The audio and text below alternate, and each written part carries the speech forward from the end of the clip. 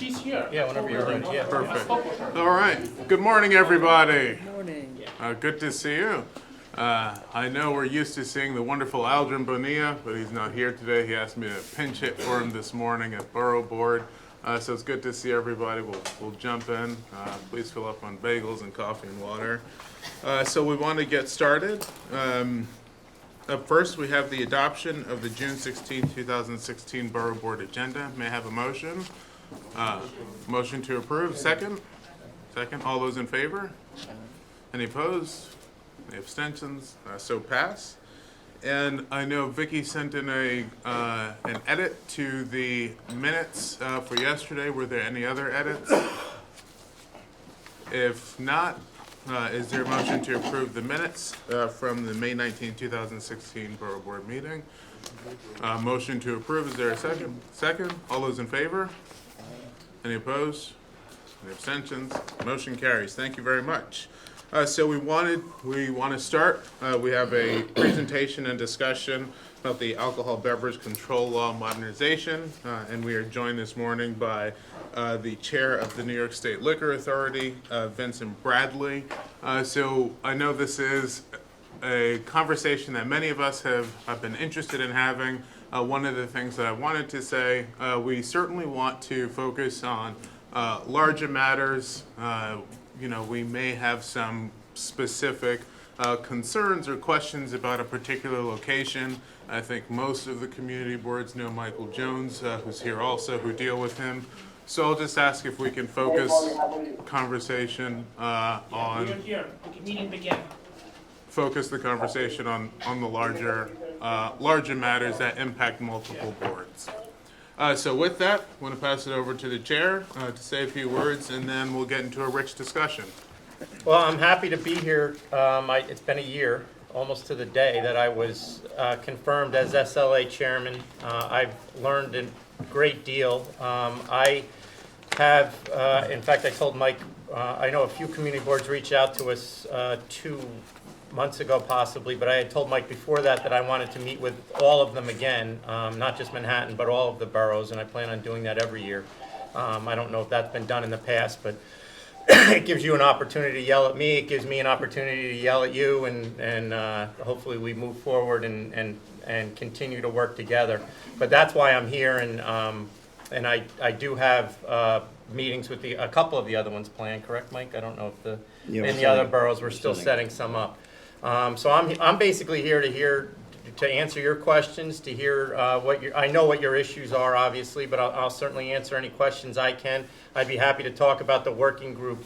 I do want to clear up some things, and I did have a conference call, and I spoke to Senator Squadron about it as well, and 2 resolutions were sent to me regarding the working group, and this is something that I feel the need to point out, because the one thing that I find very difficult in my job is when resolutions, regardless of what they're about, come through and they're inaccurate. And I don't care if they're about my agency, I don't care if they're about a licensee, and these resolutions are inaccurate. And I'll point out where they're inaccurate. And these are from in regards to the working group. Composed of many members of related industries, correct, except community boards. There was a representative of the community board on there. Now, he does not represent every community board. I realize that. He made that clear many times. But there was a representative, and he does come from a very highly saturated area. Would it have been nice to have all of you on it? Certainly. I did not pick the members of the group. No one in my agency did that. This was the governor's group. He picked who was on it, and for whatever reason, Mr. Smith was chosen. Whereas community boards were not allowed to observe the meetings or have access to agendas to forward stakeholder input and perspective into decisions and recommendations. Every one of those meetings was open to the public.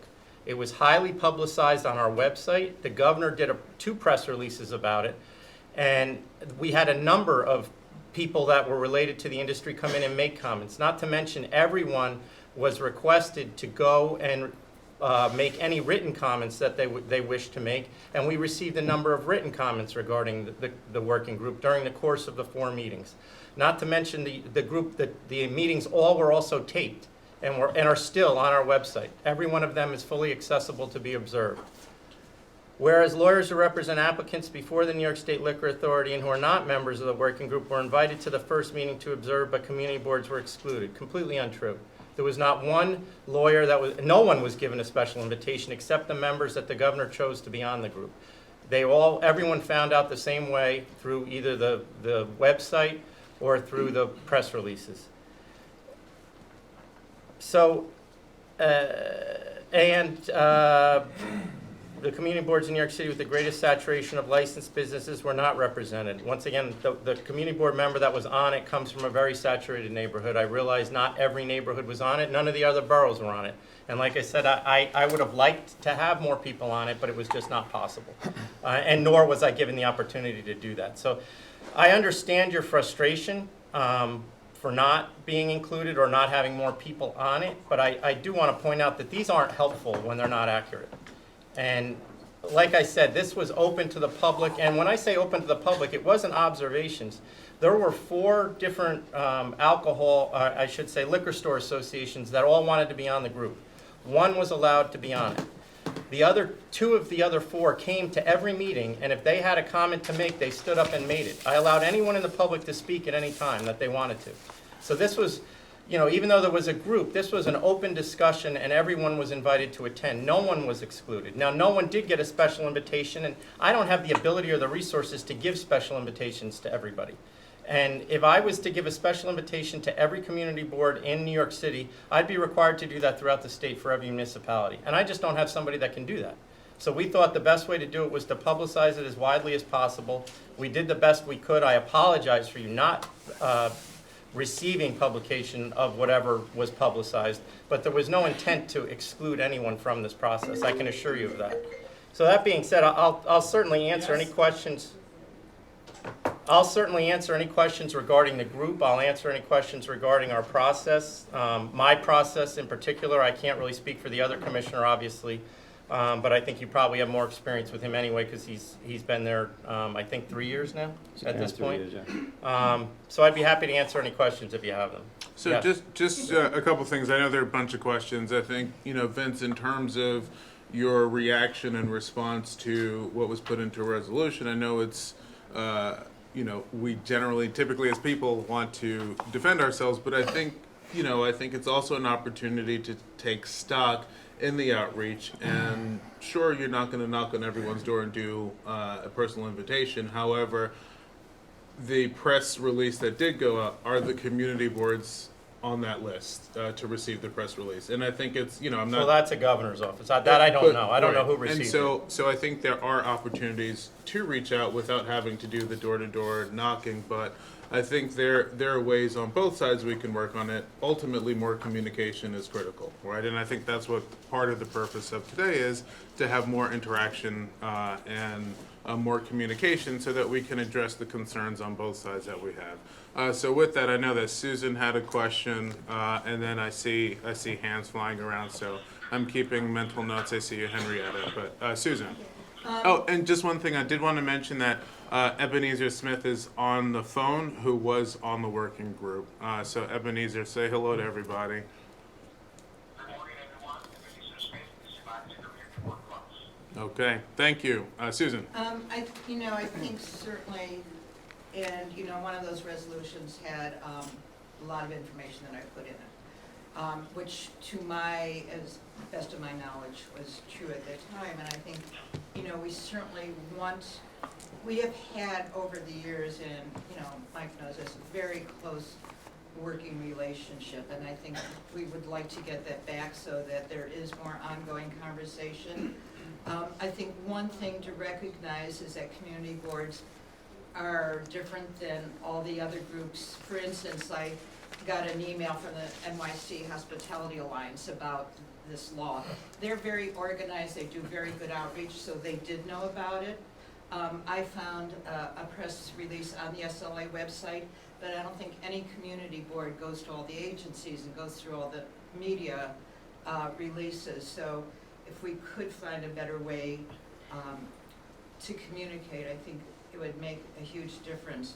Well, and just, Joseph- I'm sorry to interrupt you, just the one, and Mr. Smith can answer this question obviously better than I can, but from my understanding, he was taking back many of these issues. He made it clear he could not talk for all of you or any of you, but he did indicate to us that he was taking issues back to, I don't know how often this group meets, but these meetings went on over the course of, I believe, 2.5 months. So the fact that you weren't aware of it, I just find impossible. I don't know, this was other boards, I mean, Well, we have. why don't we let Evans answer that, because Right. I don't think it ever came to us. Right, It never came, right. never was discussed here. And it's certainly, you know, district managers don't come to the borough board meeting, so it certainly wouldn't have come to this body by any means. But in terms of the communication, Ebenezer, I don't know if you wanted to talk about the process at all. People are curious, and, you know, the chair is saying that his understanding was that you were bringing things back. So I don't know if you have any comments on that. Ebenezer? Yes. Yes, good morning, everyone. Yes, I was That- invited to this event by the chairman. I was the only committee board and district manager there. There was, you know, quite an honor, I would say, to be part of that discussion.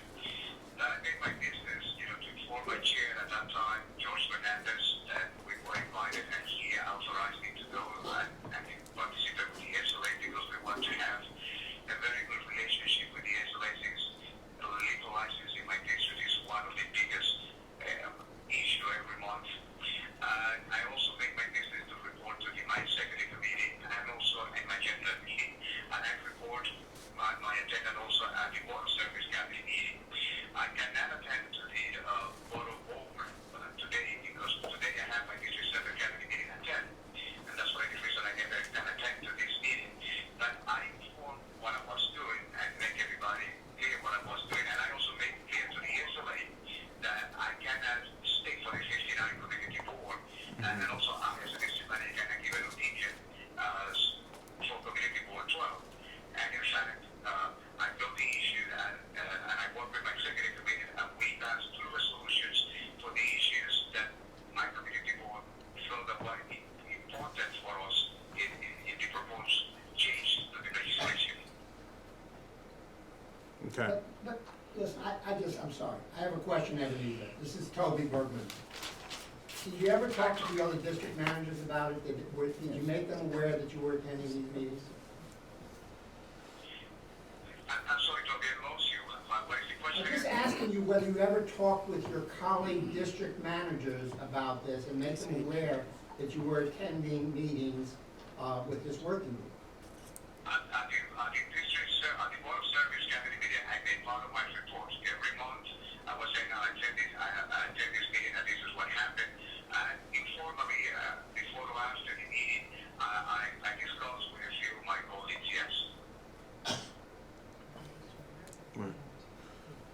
I mean, I think part of it is, and this is what I don't understand, is in terms of the selection process, you know, what anyone's role was in terms of reporting back to others. And so if it was reporting back to the community board, that's sort of typical. But I think there may not have been clear understanding about the purpose of actually serving on the working group and what the responsibility was to others. Because certainly he wasn't going to visit all 59 community boards. But I think there's clarity. Henrietta, I know you had a question I think or a lot of comment. my questions were answered just now, but the communication is so important. If someone is representing community boards on this, they were appointed, I know it's not then, you know, the individuals here, but the governor, I don't believe he has, or they have an e-blast list with all of the boards on it. So, in other words, Ebenezer was really representing 12, but perhaps the governor's office thought he was representing all of the community boards, which was not the case. And we have our EchoDev person here, John. John has all of our questions in answer. I know we sent it out. Keith Teal also. Yeah, as you said, I think it's all about communication. I think the questions and answers have revealed the information. Whether it's accurate or not. Thank you. Thank you. Yeah? Hi, I'm Jeff Ehrlich from Community Board One. Going forward, I understand now you can't send out messages to every community board in the city, and then you have to do it to the state. Is there a way on the SLA website to have a community board section that, you know, one message is put up? I can look into that. I'm as computer illiterate as they come, so I can't guarantee you that can happen, but I mean, we have other sections, so I have no personal, disagreement with it, so if we can do it, I don't see a reason why we wouldn't. I mean, I do actually look at that site, I do look at advisories sometimes. If I have seen industry groups. So property instead of just public that's advisory, you'd like it separated as Yeah. CB advisory or something pertaining mainly Yeah. to New York City CBs? Yeah. Catherine? Yeah, hi. Thank you so much for being here. I have two comments. One is, it's great that you're here at the Borough President's office, and they're terrific at getting information out. So you can easily reach out to all 59 community boards by contacting 5 different Borough President's office. So I would like to recommend that there's a point person at the Manhattan Borough President who then disseminates all the information to the 12 community boards, and it's up to their offices to make sure that the members and the staff get it. So I think that would be easy to handle. That's why we're here today, you know. Okay, so, okay, and then second point is, I don't know about Community Board 2, but Community Board 1 is only 1.5 square miles. And, you know, last year, we had 175 liquor license renewals and 66 new liquor licenses. So the saturation of Community Board 1 in 1.5 square miles is really dense. So I have no idea, you know, what the similarity is between the density of liquor license applications, CV12 versus CV1, but it is a major source of quality of life complaints, particularly in the Tribeca area. So I just wanted to put that out there. I also would, and this is the report is also available on our website. I don't know if you've read it, but it's 35 pages, and perhaps 2 of those 35 pages relate to anything that the community boards would be interested in. When this group was formed and I was directed to run it, the direction I received from the governor was to examine the laws as they stand and to make recommendations to change those laws. It wasn't to deal with granting of licenses. It wasn't to deal with, there was no agenda as far as what we were dealing with. In fact, the main thing, the only specific thing he told me to do, which we didn't get done, was reorganize the statute in such a way that someone like me, who had come into this industry a year ago, could come in and actually read it and understand it, which is impossible right now. We did make that recommendation. We spent a good deal of the time on that. So my point being, there were 4 meetings. We probably spent 30 hours in these 4 meetings. If we spent 3 of those 30 hours discussing community board related things that you would be interested in, that would have been a lot. So I have to tell you that it didn't really cross my mind that there would be this issue, because the Sunday hours thing, which I'm sure is is a big interest to all of you, there were 5 bills proposed this year in the Senate and the Assembly that were unrelated to the working group to increase Sunday hours. That was already an issue that was heavily discussed long before we ever started this group, and it came up in the group because we knew these other bills were already proposed. That's the only reason that came up, which leaves the only other issue that really is of interest to the group as the 200-foot law, which clearly did not get passed, and if it was going to get passed, it was going to get passed excluding New York City. And when it was discussed, the discussion initially was to exclude New York City from any change in the 200-foot law. So the majority of these meetings weren't even relevant to this group. They were industry things. They were manufacturing, they were wholesalers, they were importers. They would not affect your life or your meetings in any way whatsoever. I understand that doesn't mean you don't want to know about them. I get that. But I don't think you missed anything. Well, I didn't sit in any of these meetings. I didn't, it means anything to anybody. Susan? Yeah, I'm sorry, I didn't finish. I mean, I think that was one of the issues. You're absolutely right. Most of it didn't affect us. And it's, you know, even the advisory said industry. So I think that was one of the issues. The lawyer that received an invite to the first meeting, and I don't know who it was from, was Joseph Levy. And I actually did speak to him afterward, and he said the same thing. It's all this industry stuff, it has nothing to do with us, which is, you know, I think. He may have been No. talking to somebody in my agency, but That may there be. was no letter that came out and said, Joseph Levy, you're invited to attend these meetings. And he That was may not be. part of the group. Yes, that Right. I was aware of. And you may be right, I don't know the details at all. I just wanted to kind of explain where it came from. I think the fact that it was so heavily industry is kind of what caused the confusion with us of not knowing there would be issues with the community board. And always going forward, you know, maybe if those issues with CB3, community boards or New York City come up in the future, maybe, or if this happens again, I don't know if these issues are coming up, maybe they could be held during one session so that people could go and give input. That's an idea. I mean, the way these meetings were run, there wasn't, and you know, to go back to your agenda, there wasn't really an agenda. We opened the floor and said, and it was every tier of the industry, what is your particular business having an issue with as far as the law goes? And then throw it out there for discussion.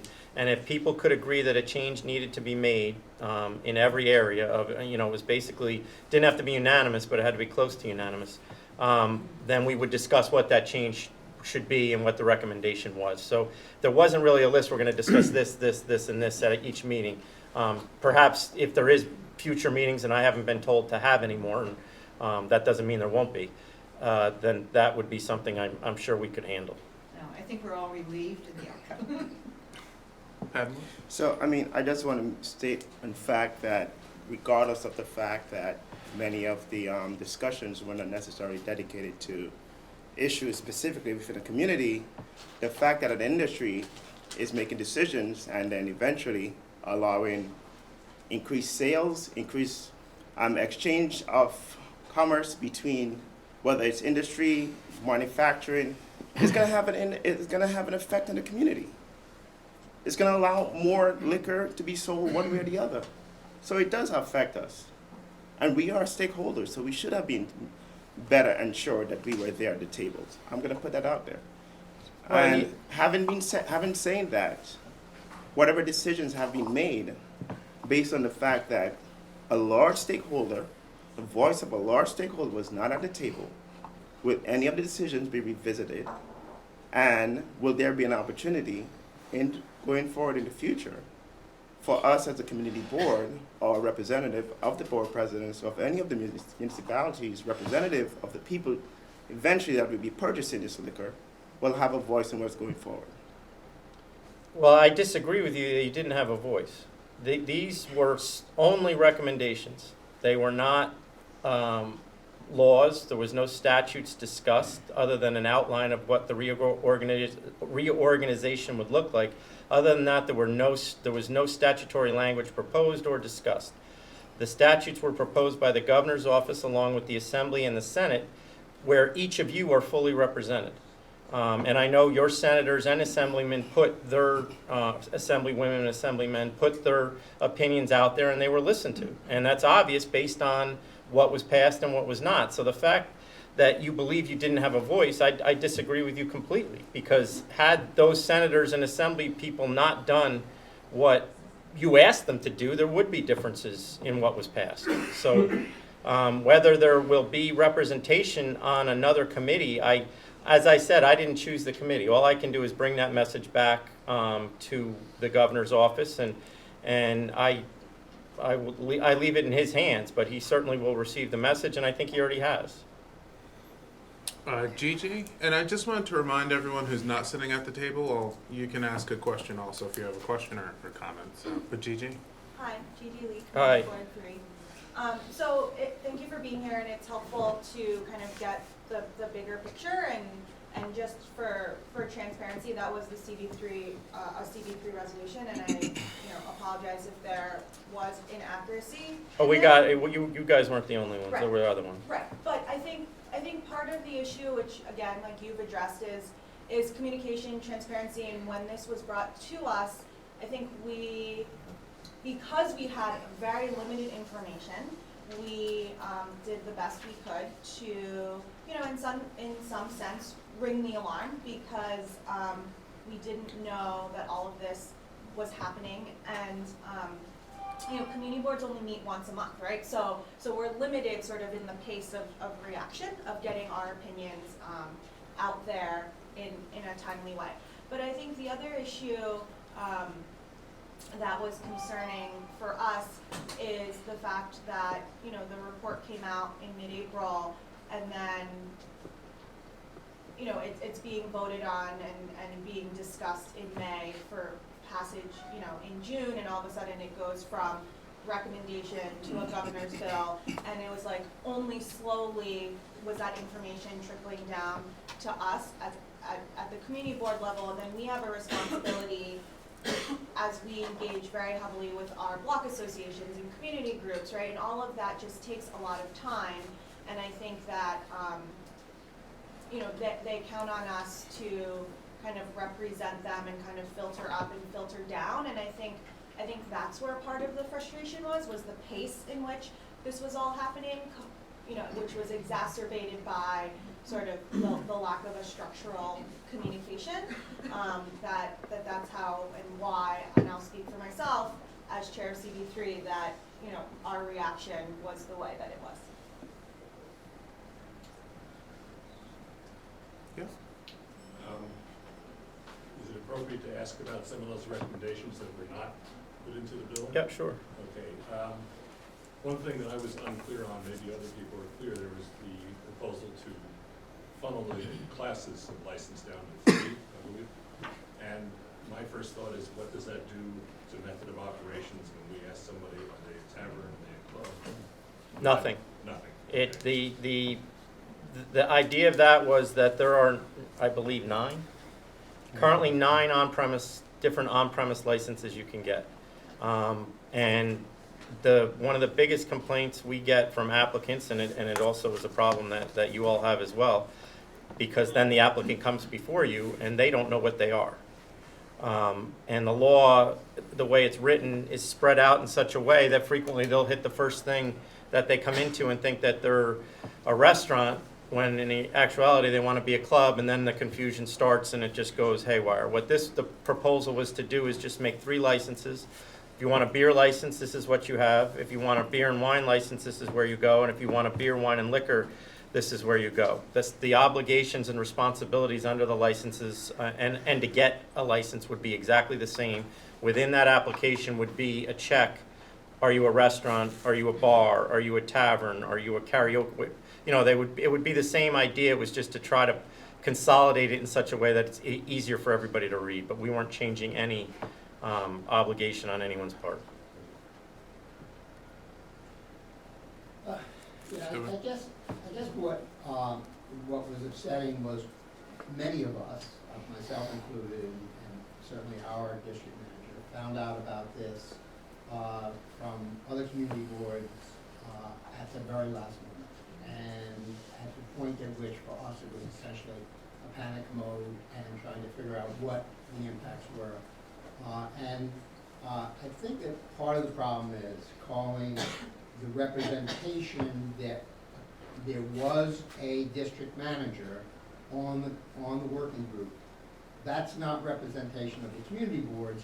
If that person is selected, then we're part of the Borough President's organization of the City of New York, and at least the Borough Presidents have to know that the representative of the community boards for the whole city has been selected by somebody else, and that's that person, so that they know that they can expect to communicate with that person to find out what's going on, and so that they can get the word out to all the community boards that these meetings are happening, and this is the point person.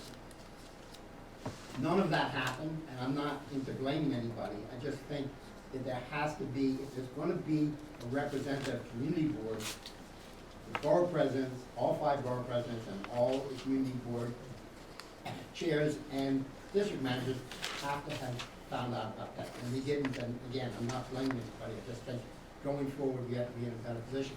But I also do, I do think that there are things that are really industry matters. and there are things that are really community.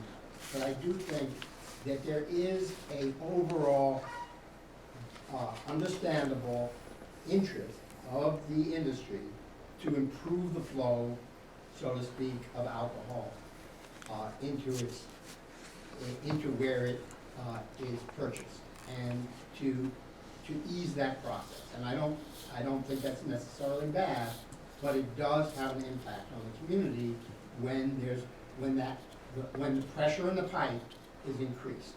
And so it's important that even if it is industry topic, that community boards understand that industry discussion and are able to determine for themselves whether they think that industry discussion has an impact on the base. I think that's fair. Yeah? Yeah, Bert Lasry, Community Board 4. I think what I'm getting from all of this is, building on what Toby was saying, is that we can't depend upon informal ways of communication, expecting an individual to assume responsibility. It has to be institutionalized. It has to be a commitment organizationally that this is the way the communication goes. And I think, is it Susan who suggested we have 5 BPs? That was me. Oh, I'm sorry. 5 BPs, and that's a perfect way to do it, because the 5 BPs, you don't have the staffing to disseminate all the information. It's only 5 clicks. 1 click to 5 BPs. But, and say, and they would have the responsibility. I understand what you're saying, and to I send don't it out to all disagree of with us. you. But we are not, and I think this gets lost, we are not the New York City State Liquor Authority. We represent the entire state, and you are stakeholders, no question, and you clearly have issues that need to be paid attention to, and we do our best to do that. But I have an obligation to the rest of the state as well, and you're a municipality at the end of the day that I have to pay attention to, but I have to pay attention to every municipality. There are 62 counties in this state, and within those 62 counties are hundreds of municipalities. I don't have the resources to have the type of communication you're talking about with all of them. And in order for me to do that with all of you, I have to be willing to do that with all of them. The city of Buffalo has just as much right to whatever I do for you guys that you do. I think we would all agree with that. And so it's difficult for me to sit there and put a responsibility on someone to send out a regular email and not do it for Rochester and not do it, because they all have their own issues as well. Absolutely. I mean, Agreed. So are you going to go to the governor's office to get that resource? I go to the governor's office regularly to get resources, and they don't come back. So, and I'm just like any other agency. Every agency is in the same boat. We've been expected to do more with less, and we do. But sometimes, as a result, that we don't have the resources to do certain things that we'd like to do. I'd love to send out blast emails to every municipality in the state, but I don't have that luxury. No problem. Sure. I think we have a couple questions, but two suggestions on that. You talked about, or New York City is a municipality of 5 counties, 62 counties. I think identifying a county list or something where someone can forward, not everything, and have a regular newsletter. However, if there are press releases or reports that are coming out that are state impacting, forwarding them along, through the authority directly, right? Because Mike has just told me he's willing to make sure that the press releases get to you Listen, guys. I'm the So- point person for Right. Zone 1, I'm not statewide. Sure. So I'll look into forwarding any information that would be relevant in Zone 1. I'll Which speak is- to Thank our- you. Which I think helps, right? So now, Which, by the way, if anyone called me, I would have told them about this meeting, but but they would have had to notify. Right. So I think, look, others did. I think we have 2 questions over there, but I think it's helpful, Mike, if you say, if there's a press release that goes out that's New York City focused or statewide focused, you will forward it to the community boards and the borough president, then folks are informed that way, and then the community boards and the borough president can disseminate it further. And if a report comes out that's related to the city or statewide, then you can forward that along also. I think those are good steps to move forward. Yeah. And just before that, I do want to point out, we also have a Twitter feed. All these meetings were announced on Twitter. I don't know if anybody follows Twitter. I don't either, but I know that we have it. Facebook. And we have Facebook as well, which also had regular notifications on it. I don't do that either, so I don't. Yeah. Hi, Michelle Parker from CB7. Liz Caputo just want to tell you about, I just want to remind you about resources. Everybody here is doing this work for free. I'm fully aware of that. We're missing out on resources. We appreciate whatever you can do to communicate with us. And you said something about a Twitter feed? Yes, I don't even know. I don't even know how Twitter works, so I can't. I can't Nobody even does. help you there. You gotta be 15 to understand Twitter. George, I'm the co-chair of Community Board 7's Business and Consumer Issues Committee. We deal with the SLA. I agree that you do have a large job in trying to communicate to all the municipalities. I think what's unique about downstate is the concentration of residents in a smaller geographic area. So we really hear from our stakeholders, our constituents. You know, if you have a house in the suburbs, you may have, 2 acres, in New York, 2 acres is like the world. So there's a bigger impact that we experience when there's any changes that's gonna affect the quality of life in our neighborhoods. We really hear it from our constituents. There's no one more sensitive to that than me. There is no other municipality that gets these kind of meetings with me, and I don't know how many state commissioners come down and talk to all of you either. So I'm extremely aware of that. I lived here for 15 years in Manhattan, so I'm also familiar with that, and still own an apartment here. So that never leaves my mind that that's happening. Catherine? I also just wanted to reiterate 2 more comments. One, community boards are 50 volunteers. We have a staff of 3. And we need, just so you understand the information flow, there are a couple dozen city agencies, a couple dozen state agencies, and then a couple dozen federal agencies. So we have that issue also to keep track of all these agencies. So even if we were to subscribe to your Twitter feed or whatever, it's a huge volume of stuff. So for example, it's not just about the licensing of a particular bar or tavern or whatever. It has a ripple effect on that community. One bar, for example, every time they get the delivery, those huge trucks park on the sidewalk. And in the financial district area, there's no room to walk on the sidewalks. And when they park illegally and there's no enforcement of that, it damages the area underneath the sidewalks. And the people that own that space have to end up paying for something that they did not even benefit from. So it has a huge ripple effect. And then at night, during the closure, the trash, the garbage gets put out on the street. And the community doesn't have any control on that. And one of the huge quality of life complaints is the trash on the streets in a very congested area. So in the financial district, you have a historic grid from 300 years ago, designed for horse and buggy. When the buildings were 1-story, 2-story, and now the stories are 60 stories, and you have mounds of trash, and it's amplified during the delivery process and at the end of the day with the pickup. So I just want you to know it's more than just the liquor license. There are definitely things that are part of it that aren't under the control of the New York State Liquor Authority, for sure, and that we are aware of as community boards. So, I think the ongoing discussions about how we manage our spaces, our homes, our workplaces is critical. We've also been joined by Councilmember Mark Levine. Thanks for being here. Thank you. Were there any other questions? Well, are there other changes that impact us? I think Sundays, the hours have changed. Well, I have the report right here, and Okay. I'll go through exactly what was, I'll tell you what was proposed and then what ended up in the statute. The reorganization of the alcoholic beverage law, that was proposed. It never ended up in the statute because it would have been a 500-page statute, and no one was willing to read it.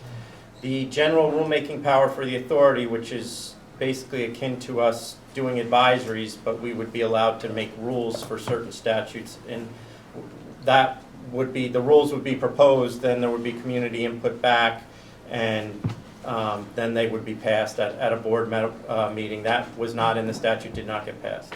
Consolidation of retail on-premise licenses was in the statute, got dropped. Creation of importer's license, which is basically just to try to keep a business that was not coming to New York because of the cost of doing business here, to make it cheaper for it to come here. It's basically a license for someone who's importing, say, 1 or 2 brands of wine. It allows them for a much cheaper cost than a full wholesaler's license. The full wholesaler's license is $32,000 for every 2 years, I believe. This importer's license, which they were required to get the full wholesaler's license before, this importer's license, I think, is possibly $500 for 2 years, and they're only allowed to sell their product through a wholesaler that's already here. So that really doesn't, those products were already being sold in New York anyway. Modifications to the solicitor's permit, that was instituted and did pass. That's salesmen mostly working for wholesalers or craft manufacturers. There was a requirement that they be bonded as well as get a permit through our office. The craft manufacturers no longer have to get the permit, and the ones that work for large wholesalers no longer have to be bonded. And the reason we were okay with that is because over the course of a decade, we haven't had any issues with any solicitors that would require us to take the bond or take the permit. So we just thought it was a bureaucratic issue that could be done away with. Combined manufacturing license, that didn't do anything except allow a manufacturer. There are craft manufacturers that are making wine, beer, and distilled spirits. They are required and still will be required to get 3 separate licenses. All this does is allow them to renew those licenses in one form. They have to check off what they have, and the fees are all the same. It's just lessening paperwork. There was a proposal to allow, to change the felony convictions. Right now, a felony is a bar to holding a liquor license unless you get relief from civil disabilities, which is extreme. As a former prosecutor, I can tell you is extremely easy to get. In fact, I've never seen anyone not get it. What the proposal was to limit our look-back period just for that bar to a 5-year period. The reason for that was that we would still be able to look at the conduct on a character and fitness ground anyway.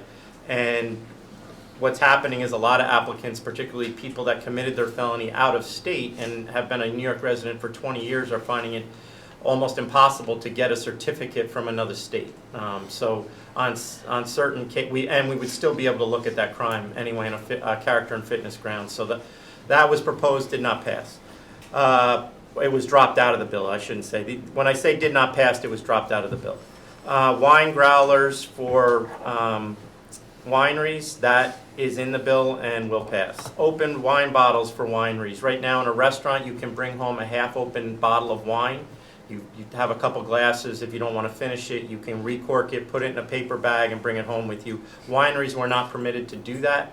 They asked for that ability, and that will be part of the new law.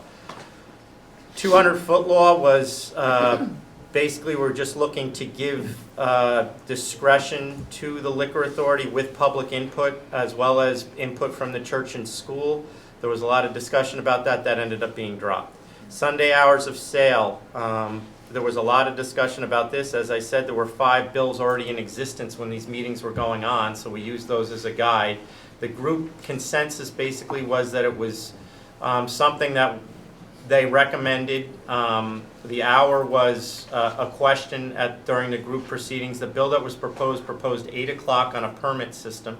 What ended up being agreed to was 10 o'clock throughout the state, an 8 o'clock permit system outside of New York City. The reason for the permit system is it gives us some level of enforcement capability should someone become a problem as far as opening early. That is not under the 10 o'clock law. We just have our normal enforcement powers under that change. Restriction on location of on-premise establishments. There's a restriction that you can't walk from an unlicensed area into a licensed area, a private unlicensed area into a licensed area. That did not become part of the bill, correct? I don't think it is part of the law. Package store second businesses, that is part of the law. Package stores were always allowed to provide gift wrapping and gift bags, and they could charge you for the cost only of those gift bags. They now can have a greater selection of that and sell it for profit. Oh, I take that back. The restriction on location of on-premise establishments was only for grocery stores. There are many grocery stores, I don't think any exist in New York, but correct me if I'm wrong, in New York City. When you get out of New York City, there are grocery stores now that have cafes in them with wine bars in them. That grocery store presumably is licensed only to sell beer. They don't have any license to sell any other type of alcohol except beer and wine products, which means it's illegal for that grocery store to, when they're getting deliveries, transport the wine across their grocery store aisles, even if it's on a hand truck or whatever. They'd have to come in through a separate entrance, which really makes no sense since the wine bar is licensed within the grocery store. So that, I don't know if that was agreed to or not. It was agreed to at the group. I don't know how that's going to work out in the statute. But that's only for grocery stores and it's only for deliveries. Restrictions on licenses with on-premises and off-premises licenses.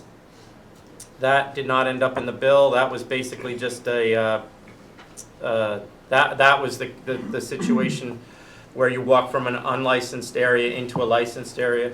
That's also for mostly out of New York City. And the full board voting vacancies was in April, last April, Chairman Rosen left the agency, and for several months they didn't have a chairman. What this would do, and I believe it is in the bill and will be passed, would allow the governor for a short period of time to name an acting chairman so that the agency business could run while a permanent chairman is found. And I think it may be 90 days total that acting chairman could be acting, and if the governor has not nominated someone before that time, then that acting chairman is no longer acting chairman and there is not a chairman. And that's pretty much it. That is in the bill, as I said. So what ended up being 15 recommendations, I think maybe 6 of them are in the bill that are agreed to. I think we proposed 13 and 7 of them ended up being dropped before it will be voted on. And it has not been voted on yet. I think there's just an informal agreement at the present time. Yeah, and we'll try to. I'm sorry to interrupt. I need to get going now to my meeting. If you need me for anything, please let me know. I'm more than happy to assist you. Goodbye.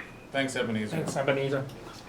We'll take a couple more and then we'll want to wrap up this portion of the meeting and move on. Shah? So I have a quick 30-second comment. Good morning, and good morning to all. My name is Shah Ali from Community Board 12, which is Washington Heights and Inwood. Before I begin, I actually did look up the Twitter handle, because I actually am not very good at Twitter either. So it's at @NY_SLA, just in case you want to start with Twitter. I have enough going on, believe me. I've already tweeted with you guys and I'm following, so, you know. So at least you have 2 friends. I'm on it. She's clearly much younger than I am. So, you know, and I appreciate the comment about fairly treating all counties and all of New York State. You know, but Washington Heights and Inwood, at least on any given month, without changes to any laws, licenses accounts for at least 50% of the work we do. And we do a lot of important work in our district, but license will always, and alcohol takes up about more than half of the work and the resources we have. So it's an important issue for us, and it sounds like the problem has been at least addressed today, and it sounds like good things are going to happen going forward. But and it sounds like the changes are to make it easier for the public to understand what's happening, for businesses to understand what's going on. So any kind of increased communication helps us at the community level, especially Washington Heights and Inwood, where Inwood is developing at such a rapid rate. With, I think we're sending at least 3 dozen resolutions to your office every month. I mean, that's a lot, 36 applications per month to the SLA. So whatever you can do to help us, help our community would be appreciated. And I don't think anyone in Manhattan has said this to me, but someone from Queens came in and wanted me to, and believe me, I would like to, but I can't, wanted me to bar an applicant from ever being able to apply for a liquor license again. And he probably had every right to say that, and I can't say I disagreed with the guy, but I just don't have that ability, and I realize how many applications you get because I see how many we get. Well, and many of them are, you know, poorly done or Sure. You know, they're not easy to look at. So one last point, actually from the Inwood proliferation and saturation of licenses, our state senator proposed, which is actually probably still pending, the moratorium on licenses, and not to get into that, the legality of that issue, but it's in reaction to what we've been seeing. Just in a short period of time, maybe 24 months, the quadrupling of licenses in a probably a 5-block stretch. Let's see if someone else, very brief, Susan. Two technical questions on these. Very brief technical Okay, question. very brief. Does the acting chair come from one of the commissioners, and on the 10 o'clock Sunday, what happens to licenses where we have stipulations of what time they start? I believe the commissioner, the acting chair does come from the commissioner, but I'm not, don't hold me to that. And what was the other question? When we have stipulations with licenses, like they start at 12 o'clock on Sunday, now that the law has changed, what happens to our stipulations? That's a good question. I would have to say that they would have 10 o'clock. But obviously, I think you probably could go back and bring the stipulation in and renegotiate with it. But I don't think that the 12, most of the stipulations, 12 o'clock was the legal hour they could open, so you can't stipulate that. So I guess you wouldn't have a stipulation. Well, No, they do we say also 12, they do say memorialize. 12 to 2. But that was the legal hour. If it said 12 to 4, you wouldn't, that's not a stipulation, you understand what I'm saying? That's correct, but we also memorialized hours as part, the issue would be the outdoor, outdoor and residential, and so maybe, like, when renewals come up, if there if there's any issues, we could renegotiate stipulations. I'm sure you can renewals. try to renegotiate anything you want. I wouldn't, if it comes before me and you renegotiate a stipulation, I'll certainly enforce it. Thank you. All right.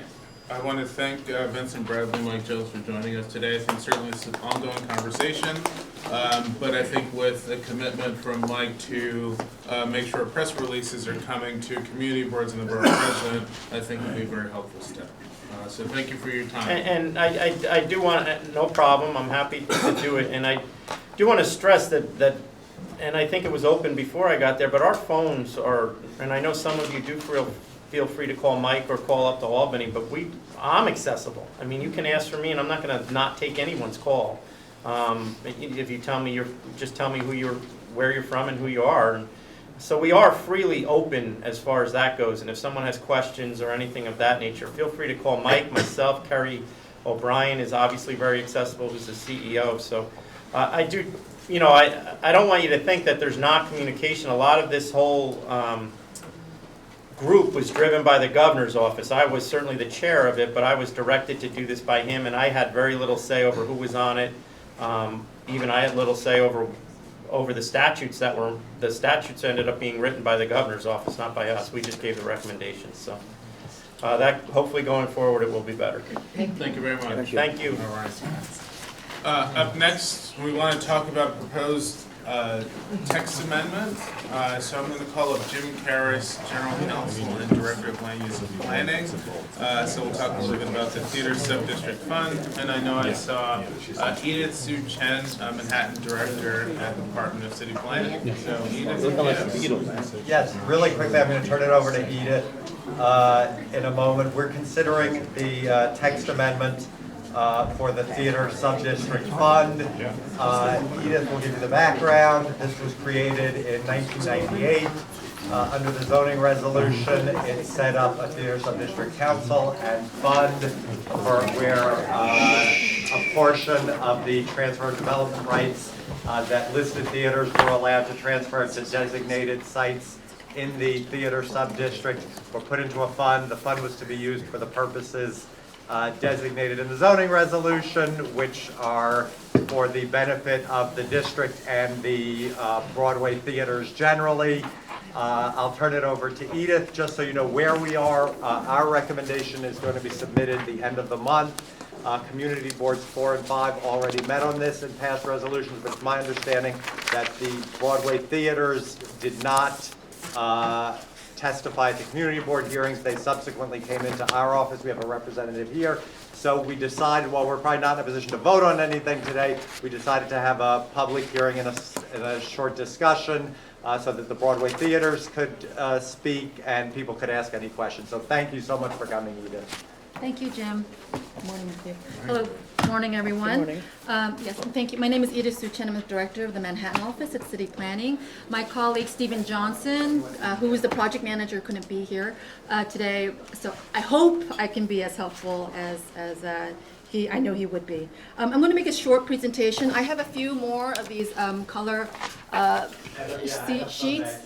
Okay. Okay, so Jim has already introduced the subject and given a brief introduction. City Planning, we are proposing a text amendment to the zoning resolution to modify the contribution rate to the theater subdistrict fund. And this is a fund it's a financial fund that's created from the transfer of development rights from a listed theater in the theater subdistrict to a receiving site within the same subdistrict. We want to establish a more rational methodology for calculating the contribution rate. We want to have the contribution rate based on the actual value of the TDR, the transfer development rights. And we also want to align the contribution rate with the original intent, the original contribution rate as it was established in 1998. Okay, so just a very quick overview. On page 2 of the location, you all know where Broadway is. The sub-district, specifically the zoning district, is bounded by 40th Street, 57th Street, 6th Avenue, and 8th Avenue. Generally, there are a few blocks on the west side of 8th Avenue between 42nd and 45th Street that are also in the sub-district.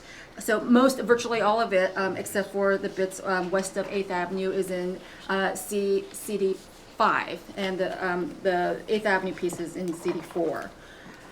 So you can see the vast majority of the land use is red, which is commercial. Let's flip to the next slide, page 3. You can see the zoning map. It's, this area is basically high bulk commercial zoning districts dominated by C6 districts. So that has a base FAR ranging from 10 to 15 FAR. Let's move on to the next slide. Page 4.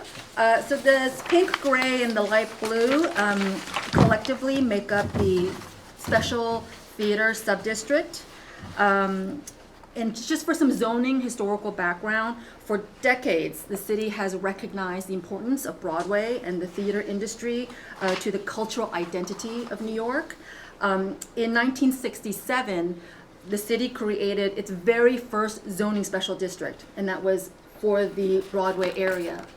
At that time, we created the special district to help preserve and protect the cultural, theatrical, entertainment mecca by encouraging, for example, new theaters to be created in the district. So there were incentives to create new theaters, and 5 theaters were created from the 1967 zoning.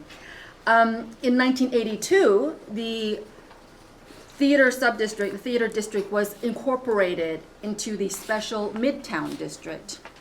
The special Midtown district was established then. And at that time, we created new provisions to include more flexibility for floor area transfers and for floor area bonus for the rehabilitation of theaters in the area. And for example, we got the Biltmore Theater rehabilitated through that bonus. What we did in 1982 is that we really enhanced the transfer of development rights, the ability to transfer development rights to nearby lots. We also restricted the demolition of over 40 listed theaters in the area. So next page, page 5. Here you can see the 45 listed theaters. All but 12 of these are designated landmarks. All of them were built before 1929. These are really precious historic resources for the city.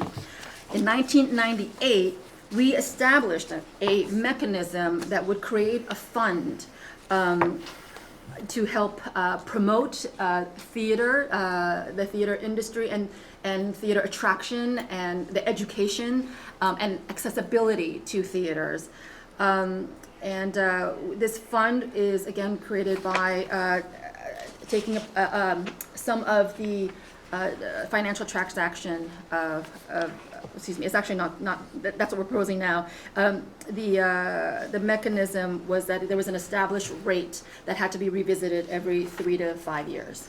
Okay, so next page 6. Okay, so a little bit about the current regulation. And the maximum amount of floor area transferred from a granting site is the basic maximum floor area permitted minus the floor area of the existing building. So that would be less the floor area of the theater. And that would also be less any previously transferred development rights. Now, the maximum floor area that can be transferred to a receiving site is no more than 20% of the receiving site, 20% of the FAR of the receiving site.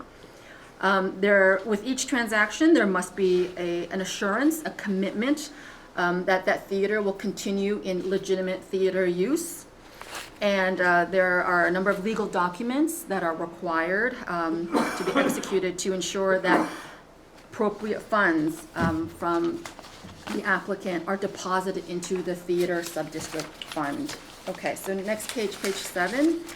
I already said a little bit about the purpose of the fund.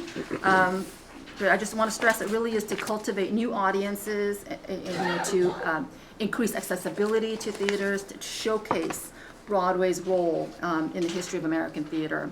Now, the current methodology is based on a dollar value that's multiplied by the total amount of transferred square feet. So, for example, if you transfer 10,000 square feet at a rate of $10, just to keep it simple, the contribution to the fund is $100,000. Now, originally in 1998, the proposed rate was 20% of the average sales of property in the area. In 1998, the rate was $10 per square foot per square foot. So since then, we have increased the rate a couple times. It's currently at $17.60. But this $17.60 does not reflect 20% of the transfer development rights in the area. The rate's really fallen behind. In fact, most transfers are now ranging between 4 to 9% of TDRs. Just to give you a sense of how many transfers have been used, I think there have been 23 transfers from 9 granting theaters to 15 receiving sites. And there have been approximately $8.6 million put into the fund. To date, 5.7 million, sorry, on next page 8. To date, there have been $5.7 million going to about 24 groups throughout the city. And on March 16th, there was a new round of funding for $2 million. So the money is being distributed per the administration of the Theater Subdistrict Council, which consists of the mayor, the speaker, the Manhattan Borough President, the Director of City Planning, and then 4 representatives appointed by the mayor and the City Council Speaker. And those representatives must be from the performing arts and theater professions. Okay, so final page. Again, I just want to stress that, this proposal is to align the contribution rate with what the original intent was, which was 20%. We are proposing 20% again here. This is a much more rational methodology for determining the contribution rate, which instead of using DOF assessed property values, that's how the rate's being assessed, determined today. And we've obviously seen that it hasn't kept up with, actual TDR values in the past couple of decades. So because there are few arm's length transactions in the area and there are many variables that can influence the price of TDR, we're proposing also a base price, a base floor. And this base floor price is established via market study undertaken by a certified valuation and appraisal company. We did contract with consultant Avizon, very well-known appraisal consultants. And again, this base price will be adjusted also every 3 to 5 years. And the proposed zoning text is written so that the contribution amount to the fund from the granting site would be either the market study evaluation price or the 20% of the TDR price. So we're just ensuring that we're always getting the appropriate amount. So we were also proposing streamlining the process by converting the commission certification, which is what the process is today, to a chair certification. To date, like no certification has been turned down. These are very ministerial actions, a request for floor area, and then the requisite legal documents must be submitted. And we think a chair certification would help move these applications more quickly, and would get the funds, the money in the fund also more quickly. So that's our text amendment, and if you have any questions, I'm happy to take them. Jim, you said there was also a rep for the theaters? Yes, why don't we let Edith And take some questions, quickly yeah? first, Sure. and a representative from the theater district will present. Anyone else from the public will have a chance, and then, people can ask the theater rep questions. Okay. Bert, and then Catherine. Yeah, I have one question and then two concerns from our board, community board 4. We have a slice. Yes. Okay. How many development rights remain to be transferred? Do we have any estimate of that? That's a good question. I can get back to you. I think there's still A lot out there. millions, yes. Yeah. And Yes. then There's a high-density district, and these Yeah. theaters are not, very big. Yeah, we did pass a resolution, and I don't know if you got a copy of that yet. I'm not sure how far the communication has gone. We do have two concerns. One, we would be in favor if there was a piece that dedicated a portion of the theater fund to not-for-profit organizations with budgets of less than $250,000. And also, we had a concern about, you said it would speed up the process. Maybe we're more traditionalists. We would like it to remain with the city planning commission, the full commission, rather than the chair. Edith, just so that people are on the same page, is there a difference in terms of notice and opportunity for community boards, anyone, people to weigh in from the chair certification from the chair certification to the board, the CPC certification? The opportunity to comment is the same, although neither of them actually require a public hearing. Right. But certainly the applications are public as soon as they're officially submitted, and the city planning department welcomes comments on either type of certification. So I don't think there's and again, there's no public hearing for either of them.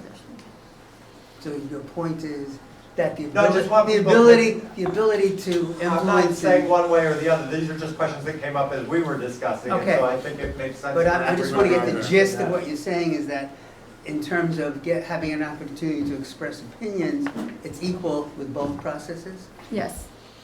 Okay. Hi, nice to see you, Edith. I have a related question. I'm sure everybody knows about the Water Street text amendment that has been somewhat controversial zoning text amendment for Community Board 1. And during the discussions, we specifically asked if a fund could be set up, and we were told it could not. So I'm trying to understand why this is allowed to happen in the theater district, and it could not happen along Water Street, because we have a shortage of open space, and I know our Commissioner Park Silver said, yes, the open spaces that we have, we use very efficiently, and it could be transferred to help the open parks nearby. We were told no. We also, in this past budget, 2 top priorities that received no funding was resiliency. We're the only community board that has not engaged yet in the public process, and we're approaching the 4-year anniversary of Sandy. We got $0. So the money could have been transferred to a resiliency fund. That was also, is of concern. And the third item, also not in the city budget, was any transportation study for our community, which has transformed significantly in the last 15 years. And no one is taking accountability for the increased congestion on the sidewalks and on the streets. We just had a death at Chambers Street and Route 9A. And And why is this allowed in Midtown and this transfer of funds, and we can't get any of this happening down in Community Board 1? So I'll ask if she can respond to that briefly, but then do want to get back to focusing on the zoning text. And I understand the But question. this is an issue, yeah. It is, which is why I asked Edith if she'll respond to sort of generally. Why don't I address the first point, why, as part of Water Street, there was not a fund created? The Water Street situation is very different from the theater sub-district fund. The theater sub-district fund is accumulated through a transaction, a specific transaction, where the development rights for a particular site is exhausted and retired permanently. It's a one-time thing. There's no, it doesn't perpetuate, there's no perpetuating of the development rights on that site. It's exceedingly difficult to value the public space, the privately owned public spaces that are part of Water Street. These were plazas and arcades that were created in exchange for a bonus in the building that will continue because they're built, they're in the sky. And, you know, we wanted to make a clearer nexus between the benefit and the quote-unquote the burden. In the case of the theater sub-district, you know, with the recipient of the money is essentially the broad theater industry and the public who benefits by having more access and education on all things theater. The a Water Street fund, we did not see a nexus, you know, between having money come out of a transaction for a public space sale to resiliency, or I think you just mentioned a transportation study. Or even open space. You know, you have the Battery, you have the East River Esplanade, that part of the East River Esplanade still has not been fixed yet from Superstorm Sandy. It's closed off to the public. There's just not much out there in terms, or maintenance of the park across the street. And it was shut down at the Pearl Street across from I think it's a valid concern, but I think it's a concern that we should take sort of offline out of this conversation, but do want to focus on the theater sub-district text that's before us, since this is moving forward, but we should continue the conversation, Catherine. Vicki, I know you've been dealing with this a lot, so don't know if you have any questions or comments. I actually have comments, but sure. Maybe I should wait until after we hear from the theater people. Okay. Vicki was just curious. She said she had some comments, but wanted to hear from the representative. Okay, why don't we let the representative from the theaters speak now? All right, I'll do it from back here. Good morning. My name is Robin Kramer. I'm a partner in the law firm of Duval and Stackenfeld, and I'm here today on behalf of the Jujamson, Niederlander, and Schubert theater organizations, which are the owners of most of the theaters in the theater district. I want to express their concerns with the proposed text change. We believe that the proposed increase to 20% is a significant increase, and it is both unfair and overreaching, to talk about whether to fund. But primarily, I want to express our opposition to the institution of an artificial city-created floor or base price for determining the amount of the contribution. Edith discussed some of the history. I want to give you a little bit more depth to that history. During the 1980s, so in 1982, there was some, the theaters were required to be, you couldn't demolish a theater as of right. You had to go through a city planning process, and you still have to go to a city planning process if you want to demolish a theater. That's regardless, actually, of whether it's a landmark or not. But during the 1980s and 90s, several of the Broadway's legitimate theaters were in a state of disrepair. Several others were converted to other uses, and mainly because of the economics of the theater business.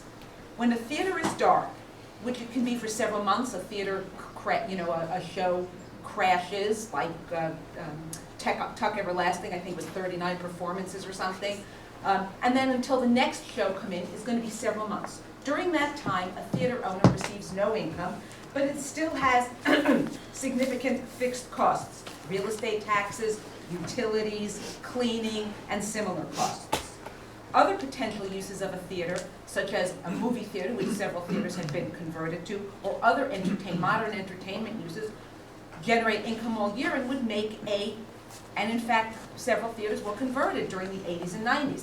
And the city was very concerned about this because, of course, the legitimate theater is a significant revenue generator for New York City, right? Brings in multi-millions of dollars for hotels and restaurants and all kinds of other uses. So in order to ensure that theaters were preserved for legitimate theater operation, the city said, okay, theaters, you can transfer your air rights, provided that you commit that you're going to be a theater. So legitimate theaters, in order to transfer our air rights, have to commit to this obligation to maintain themselves as a theater. They can't convert to another use. Now, the city has said that the transfers are not arm's length, but that is not correct. I mean, theater owners are not developers, if you think about it, right? Schubert doesn't develop except theaters. Jujamson, Nederlander, they don't develop except theaters.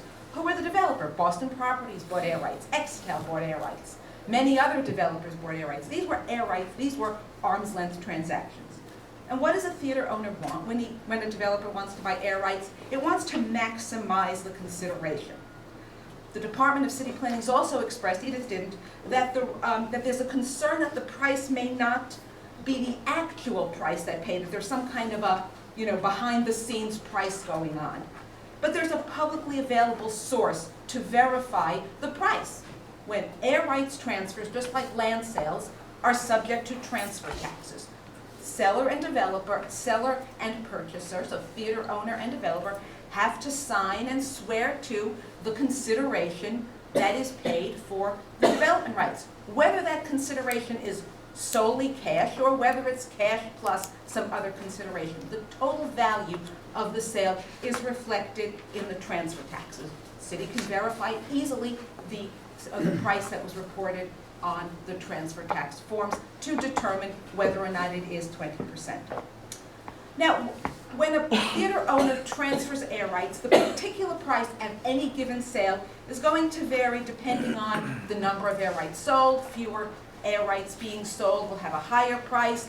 The specific location of the new building, a new building on 7th Avenue is likely to have a higher demand than on a side street, so the developer is going to want to pay less on the side street, and other considerations. A floor established by assessing the price of air rights and land sales throughout the theater sub-district to get one price for the entire area between 40 and 57th Street, west of 6th Avenue to 8th Avenue, really becomes an artificial price.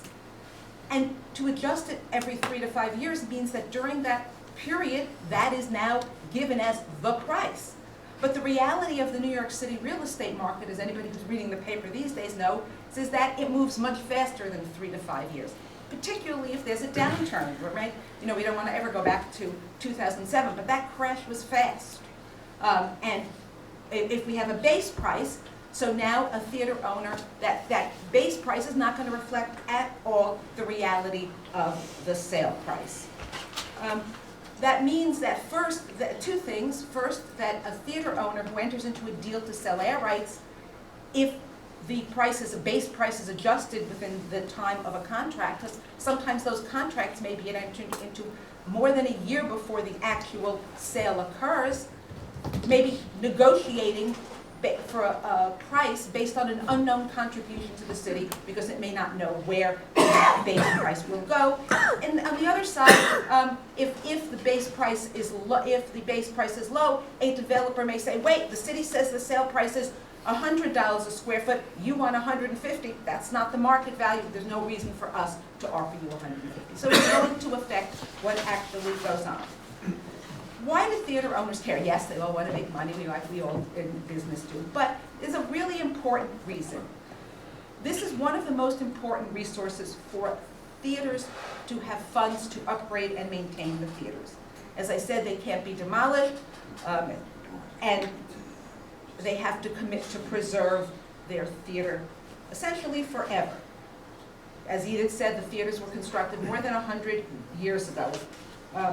And it's very, very expensive to maintain these old buildings and to upgrade them for the modern theater goer and for the modern theater performance. I mean, think about something like Spider-Man that was in all the papers. That's an expensive, a theater has to be upgraded to allow that type of show to be performed.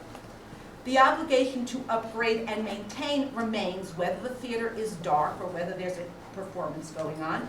When a theater is upgraded, it does not get any additional revenues. The city doesn't say, you get some benefit from being upgraded. Instead, the only way is through the sale of development rights, which is a one-time opportunity. It's important to the theaters. Today we know there's an active real estate market in the theater sub-district, but this was not always the case, and it may not always be the case. Hudson Yards is being developed, the Vanderbilt area is being developed, maybe Midtown East will be redeveloped, maybe the theater sub-district will not be as attractive. Again, how is the market? We have a base price every 3 to 5 years. The market changes, it's not going to be reflected. We do not believe there is a valid purpose for a base price, and we do not think it should be adopted. Thank you. Vicki?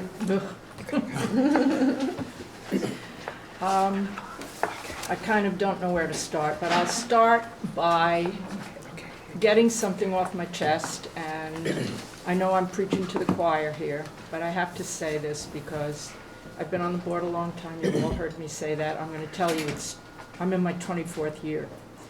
And one of the things that really gets my goat is the attitude that's given to community boards.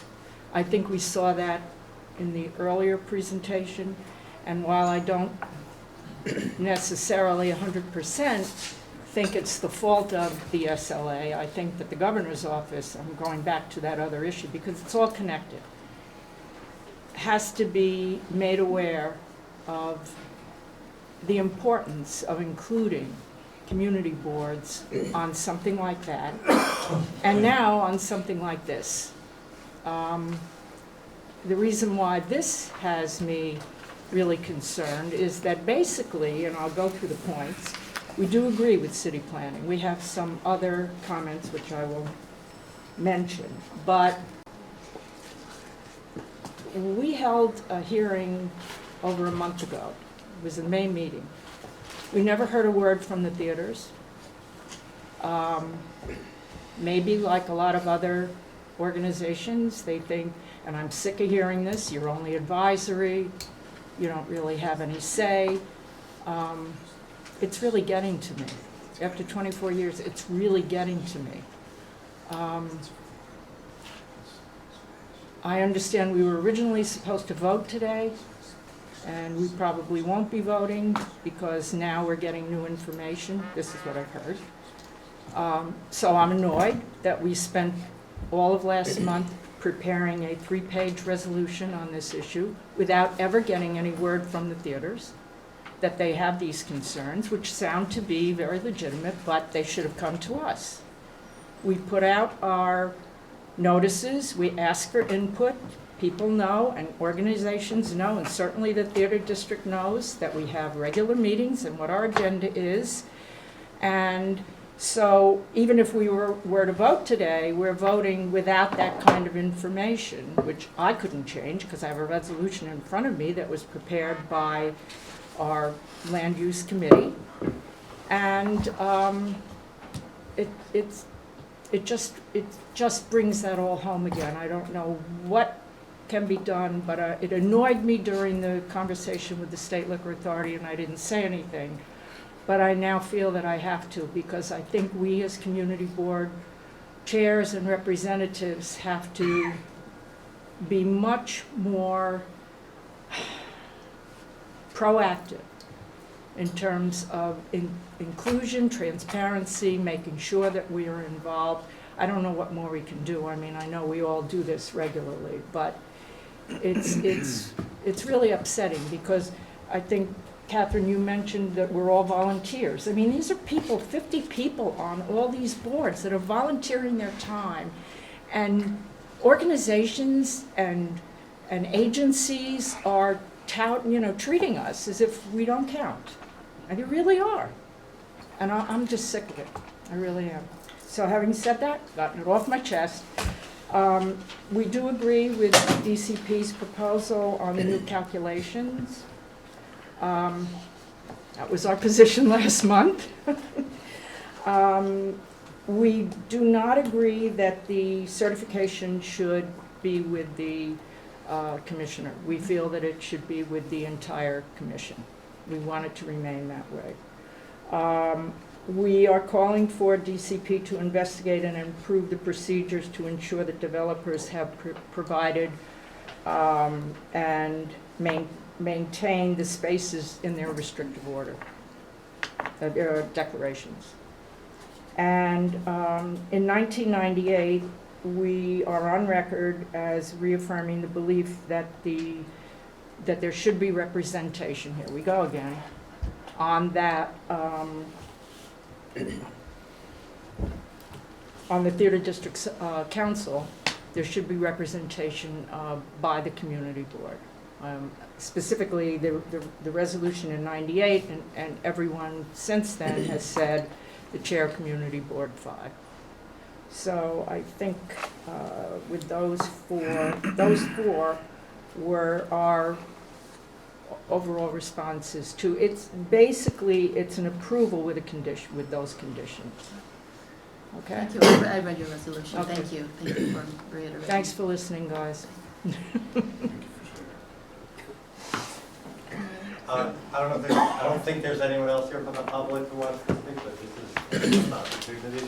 And also just to address Vicki, we understand your concerns, and the reason we're having this hearing, even though we don't think we're able to vote, is because our recommendation is not yet due, and we will certainly be listening to you guys, and anything we discuss here will be considered when we make our recommendation. So your views are very important to our office. That doesn't solve the problem, but just to put that out there. And Edith, if you could just address for a second, I know, again, just to provide information, we have not come down on one side or the other yet. We want to hear everything. I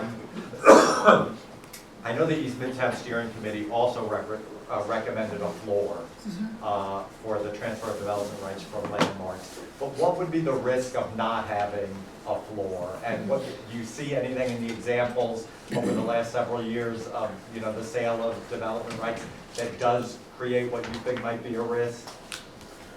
There are a lot of different kinds of deals between a seller and a buyer. And while Robin noted that, we could easily look at tax records to see, what the cash value, what the monetary value of the transfer was. But I think we all know that there are other elements that could be incorporated into a deal. There could be, access to property. There could be, I'm thinking of other non-cash elements that could be part of a transaction that wouldn't necessarily be reflected in the tax records.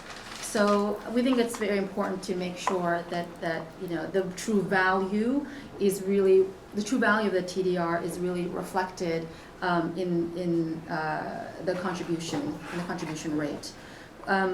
With respect to the floor, we also think the floor is important. We love the theater industry. The theater industry is one or two industries that gets explicit zoning protections. The other one's the garment center. We know the garment center, needs a lot of help, and that's a whole different other discussion. And since 1967, we've been creating a lot of mechanisms to help the theater industry. There are three major owners, and there's a fourth of, the Jujamsons, the Nederlanders, and the Schuberts. And, we've seen lots of great transactions. We've seen a lot of great developments. We've seen a lot of great rehabilitation and renovations of theaters. We don't understand why there should be a problem with the floor, because if everyone is a rational, good faith actor in these transactions, there should be no problem with a base price.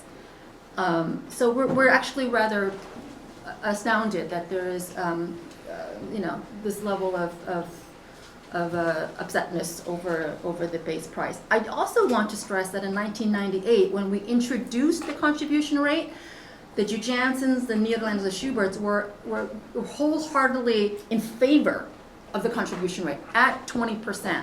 So we're just trying to align the rate with what the original rate was. And again, we're seeing now that the contribution rate has fallen all the way to 4% of a TDR, and we think that's not right. Thank you. Toby? Yeah, speaking as, obviously it's not our district, but just, it makes sense to me that there be a standard applied and that it be as much as possible one that is continually renewed. And it would seem to me to, in fact, provide a certain level of helpfulness to the theaters to have a floor. But I don't really get the concern. It seemed to me to be only a concern for somebody who is trying to work a deal that covered up what the real value was. But I have one question about it, which is there built into this a way for a theater or a transaction to appeal the floor? And would that be helpful as a way of coming up with something that might be agreeable to have? Because there could be just while someone's in the middle of a transaction, there could be a drop-off in values. The transaction goes through below the value of the floor, and maybe there are times at which an appeal would be justified. So if there were a process that might solve some of the problems with the theater industry. That's a very interesting question. I don't have the text in front of me, but I believe that there's not an appeal proposed as part of this text. But I can certainly get back to you, and that seems like a very worthwhile comment, certainly to bring up to the commission when the public hearing is held. Yeah. Thank you. Can I just, a couple things. First of all, I want to apologize to the community board. The reason we didn't show up at the community board really was because theaters were disorganized. And in fact, I only found out about the meeting sort of at the last minute, because in fact, the only reason the theater owners found out that this text was being proposed was, truthfully, because I read the city planning calendar and discovered that the text change was being proposed. So city planning didn't even tell the theater owners that this text change was being proposed, or when it was happening. It was announced by Carl Weisbrod, in fact, in March, that we would be proposing a text change to the theater text, and I personally reached out to theater owner groups. I can't say, I don't know, the theater owners seemed to be very shocked when I said this, so I don't know. But they were disorganized at the time of the community board. We did try and reach out to community, so between 5 held its meeting before 4 held its meeting, and we did reach out, the theaters did reach out to community board 4 to try and meet with them because it was later and they'd gotten a little more organized by this. So I do apologize for not showing up. It was not intended to slight the community boards. Matthew, thank you, I appreciate that. At this point, I'm not quite sure how we should proceed, because we have a resolution passed by the full board, so. Right. I mean, I think certainly the resolution is passed by the full board. I think to what Jim was saying earlier, we have not submitted our comments, and so I think there certainly will be a process that will be led by Jim. What I'd like to suggest is that you go back and at least talk to your land use committee, your board members, and we will be in touch with you over the course of the next couple of weeks. And we can discuss together what we think about the theater owners' concerns. We can look at, for example, a suggestion like Toby made, is there some kind of mechanism where in an economic downturn it can be reviewed more frequently or something, we think might be a compromise, and we can reflect some of that in our recommendation. Okay. So that was why we thought it was so important to have this today. Yeah. A, because it affects 2 boards, so we're supposed to consider it in Borough Board, but in this case even more so, Borough Board seemed to be an opportunity where this new information could be brought in and discussed, and we'll certainly reach out to you, next week and try to have more conversations. And we urge you to have conversations with your members. Matthew, do you think that we should we should be involved when the Borough President's Office has their discussion with the theater, or should we do it on our own? We can always, through parliamentary procedure, withdraw our resolution if need be. But I think in terms of consideration of the resolution, that's certainly the board's decision to make. I think, Jim just said We will be in touch with you directly to talk with you, recognizing that new information has been put on the table, and so we are interested in knowing what the community board's thoughts are as we move forward. I think certainly Board 5 has the majority of the district, but also with Board 4 that has a portion of the district as Okay, well. great. Why don't we try to set up a time to talk next week? Good idea. Maybe give you an idea of where we're heading, and then you can base a decision on whether you want to send a letter, Right. a supplemental letter saying, Yeah. you know, we sign on to what the borough president's saying, or if you want to send a supplemental letter saying something different, you know, Okay. but we can sort of figure it out together. And we will be in touch. What's our timeline on this? I'm asking that because we have a resolution also, and if you wanted to reconsider it, our next meeting is not, we're on a summer schedule, so it's not the first Wednesday of next month, it's the end of next month, end of July. So- Edith, this is going to the commission when? I don't think we've actually set a commission hearing date yet. It could be, I mean, it's not on a Euler clock. I think Could be- Stephen told me it was July 27th. Oh, okay, I'm glad, glad you know. Yeah, I guess we haven't noticed it yet, but end of July, July 27th, July 20, okay, thank you. I think that's the date of our meeting. Okay, well, we'll certainly be in touch. Thank you very much, and thanks, Jim. Yeah, thank you. Thank you, Edith, for joining us. Sure. All right, let's jump into community board reports, starting with community board 1, Catherine. Hey, good morning, everybody. This will be my last report as chair of Community Board 1. Elections are at the end of this month, and after 4 years of being chair, 6 years as vice chair, 7 years as chair of the World Trade Center Redevelopment Committee, I don't know how many years as chair of the Financial District Committee and how many years as co-chair of the Financial District Committee. It's been an honor and privilege to work with everyone here, but I do want to talk about some of our concerns and what we've been working on this month, so I'm not going to let you completely off the hook. But it's been a privilege to been part of the rebuilding process, not only once after the terrorist attacks in the middle of our community on 9/11, also after Superstorm Sandy, where we had 7 feet of water, and again, the financial collapse of 2008, which actually very devastated our community, where we had dozens of stalled skyscrapers. I addressed earlier, but I just want for the record, we're concerned again that this passing of the budget, there was nothing that I'm aware of top priorities for Community Board 1. Nothing in the budget for resiliency. There continues to be a major gap there. And 2, this transportation study that we've been requesting since 9/11 to make sure that our streets and sidewalks are safe. And it's a huge issue.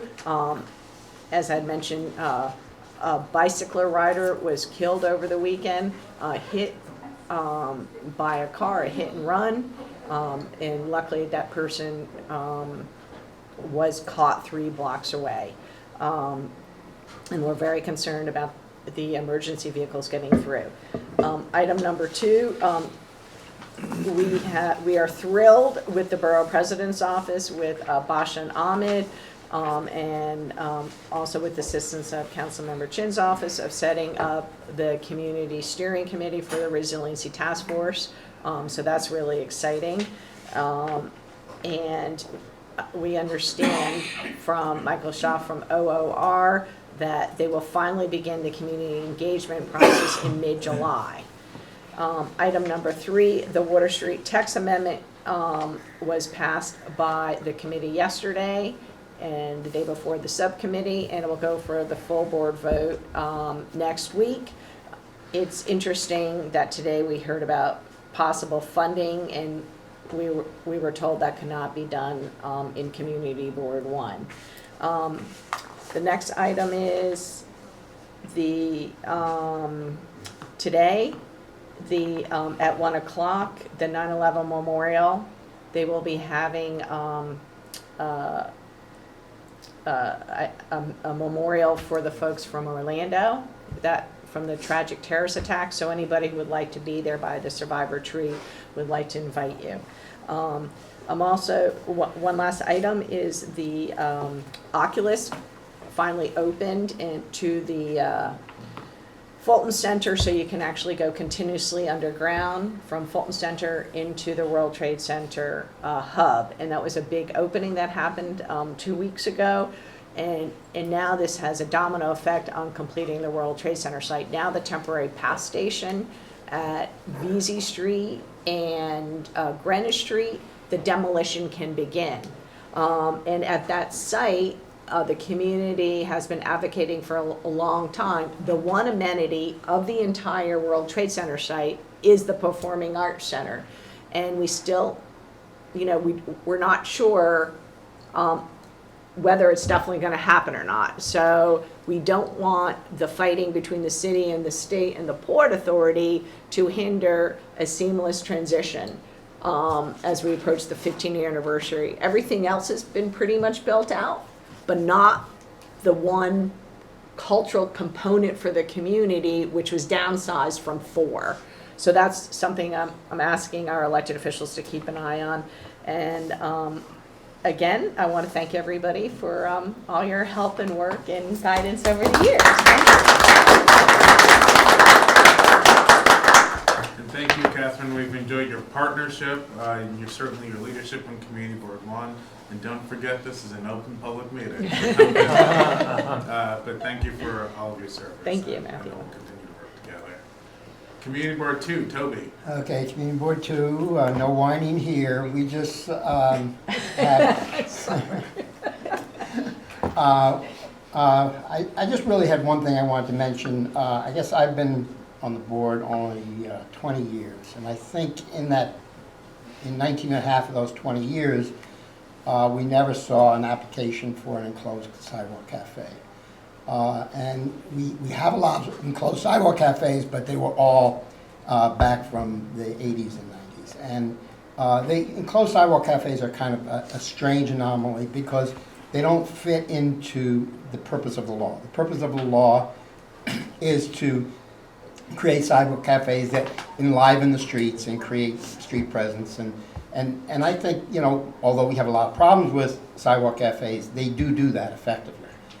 Enclosed sidewalk cafes are really just a blight on the streetscape in our neighborhood anyway. I wouldn't speak for all, but they jut out into the sidewalk, they block visibility, they give people a sense of foreboding, and they're just not good, well positioned in the streetscape. And they do quite the opposite from what enlivening of the street, they deaden the street. And they're very often unsuccessful, and then they go dark, and then people try to put other kinds of businesses in them. And we're very happy that they seem to have gone away. In fact, people thought there was a moratorium, which there isn't. Now, suddenly, in the last 6 months, we've had 3 applications. And one we've talked out of it, another one probably isn't going to go through for technical reasons. But I guess the sheer value of the real estate now is starting to put pressure on. So we're looking at how there could be some text change. The kind of sidewalk cafes are written into the zoning text in a very unusual way, kind of more precise, street-specific way than a lot of other things are. So we're looking at that, and if anybody else has concerns or has applications coming in, we'd like to talk with them about what kind of text change. It can't, I don't think, politically speaking, it probably can't be something that affects everything equally citywide, because I think there probably are neighborhoods that want to make sure that they do everything possible to enable businesses to expand, and ours isn't necessarily in that situation. So, but anyway, be interested in talking about that with people. Thank you, Toby. Community Board 3, I think you just stepped out. Community Board 4, Art? 3 concerns of ours that are ongoing in the Department of Buildings. Our neighborhoods, Chelsea and Hell's Kitchen, Clinton, tremendous development pressures. Many of the remaining rent-stabilized tenements, small apartment buildings, we are discovering major harassment of tenants. The buildings, the reconstruction in part of the buildings, and then what happens is people are forced out temporarily, and then because of whatever is going on, the landlord, the owner discovers, oh, well, this building really can't stand anymore and gets almost, in the past,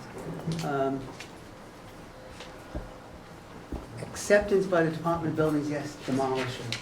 In other words, they work around the law, and they get the building demolished so they can develop the site. And a lot of this is self-certified. We discovered that there is a forensic engineering department within, maybe just one person, within the Department of Buildings. And we got on it, and we're red flagging this. We're red flagging. We have at least 4 or 5 sites in the community board district where this has been major. It's hard to work with the Department of Buildings. We're trying, and we're getting our electeds on our side as well to communicate to the Department of Buildings. Get on with it. Do not accept that this building has to be demolished, because that is what's happening. The second major issue is, and I think it's come up here before, the relocating of the Port Authority bus terminal. And it is essentially being driven by New Jersey interests, the relocation. And we're fighting very hard to get our voice, not only the voice of Community Board 4, but the voice of Manhattan and the voice of New York City residents heard in this process. It's very, very difficult. Where do they want to relocate it to? The general area is 9th Avenue. Basically, they want to move it a little bit west, between 9th and 10th. The 10th Avenue side is really Port Authority entrances and exits the tunnel, the Lincoln Tunnel. But the 9th Avenue side is what you would describe as whatever is left of Hell's Kitchen south of 42nd Street. There's a vibrant retail markets there, 2-3 blocks of that, small tenements, church, and that would completely be demolished, and that whole neighborhood would be destroyed. And like I said, the considerations are New Jersey driven. That's our sense of what we're getting. It's all New Jersey driven. And it's internal Port Authority politics, which ends up being one governor and another governor. We're sort of being left in the dust. Thank you. Community Board 5. The church that I talked about last month, it was the Cathedral of St. Sava. The preliminary report suggested that it's not salvageable, and we heard rumors 3 days ago that it was going to be demolished. Yesterday, we found that the Buildings Department went on record saying that they had not yet reached a decision, so we really don't know what's happening. But we are on record asking to have it rebuilt and remain a landmark. So it's just an update on that one. Last year, we're off in August, and last year we had a real problem with LPC. They decided to hold a hearing on the Hudson Theater internal renovation. They went ahead, after our request to put it off until September, they went ahead and ruled on it. With the basis for their ruling was that they said the applicant could not wait. And we talked to Gail, and we got Gail involved, and she was very helpful in working with us last August. So we're kind of just putting out there this year that we're hoping it's not going to happen, but we're going to keep your office up to date if anything, heaven help us, comes up like that again, because it was a real problem last year. This year, last month, our Landmarks Committee voted to reject the request to demolish 2 buildings, one on 18th Street and the other on 17th Street in the Ladies Mile Historic District. In 2005, this was requested by the owner. We turned it down, and so did LPC. The owner is now, for whatever his reason is, coming to us again, requesting demolishing again. We voted again to oppose the demolition, and we're hoping that the borough president will support us on that. We had a very strong vote on it. Last month, I reported that we received our first post-mandatory inclusionary housing special permit application, if you all remember. We learned yesterday that Borough President Brewer sent an extensive and detailed recommendation. I read it. It was really super, supporting our position, and we really want to thank her for that. And lastly, just thanks to the efforts of our elected officials, and in particular Senator Liz Krueger, MAS, and those who joined the campaign to prevent a state bill that would remove the 12 FAR cap from residential development in New York City from moving forward until its full impacts could be studied and discussed. It was the assemblyman who had put it forward pulled it for further review, which we're really happy about. So that's it. Great. Where are these buildings, 17 and 18, between where? The actual, I'll give you the actual addresses. Yeah. Okay. All right. Can you give those to Maurice Okay, later? I'll do it later. Yep. Committee Board 6, Rick. I'll just give a couple broad things. The big thing we're watching is Mount Sinai Beth Israel transformation into Mount Sinai downtown. Lots of pieces to that. Just a week or two ago, we had a joint committee meeting with Board 3's Health Committee to start looking at our common concerns for the healthcare delivery within the catchment area that starts in our district at 34th Street. It goes down all the way through Board 3. We will probably have more concerns when it comes to the land use issues. Those won't come up until much later in the process. It's a 4-year transformation. But we are watching very carefully the impact of medical services delivery in where we find ourselves now with medical services delivery, which is moving towards ambulatory care away from inpatient stays. But the number of hospital beds that are being that are changing seems at first reading to be quite significant. It's going down to like a 70-bed hospital from multiple hundreds of beds hospital. So there may be indeed some legitimate reasons for why this makes a good model at this point for that particular hospital, but we're going to be looking at it very carefully.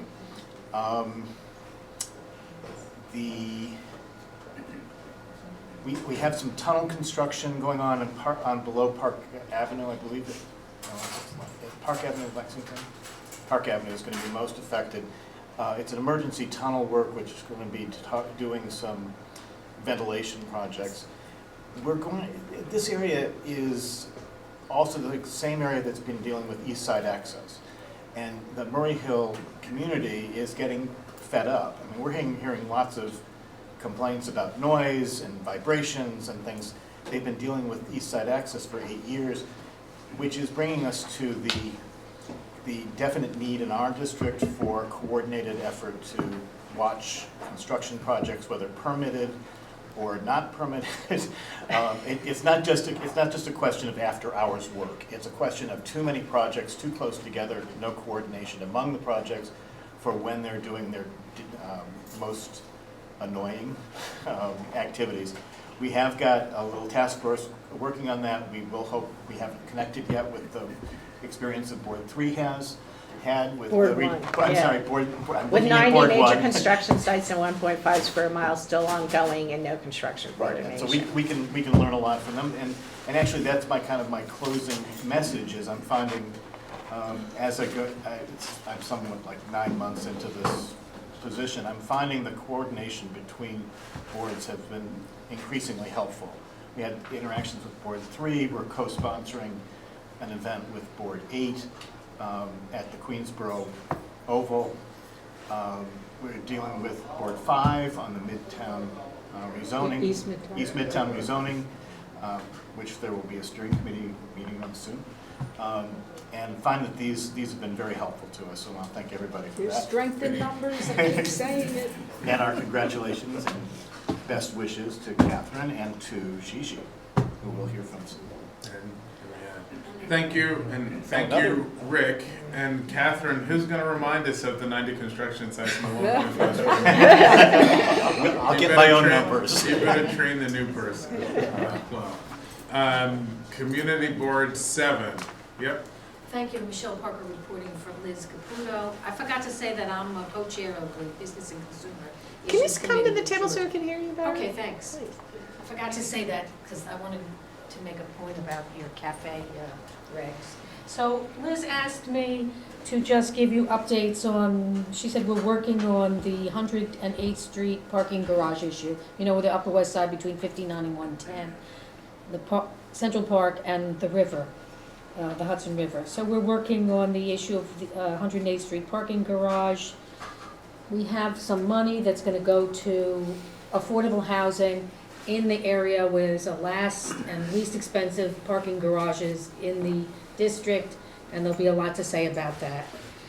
We also have the issue of the construction at the Museum of Natural History.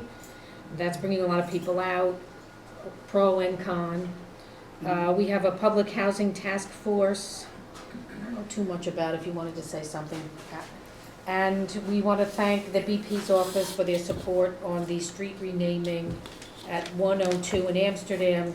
It's been renamed for Norman Rockwell, who lived in the neighborhood.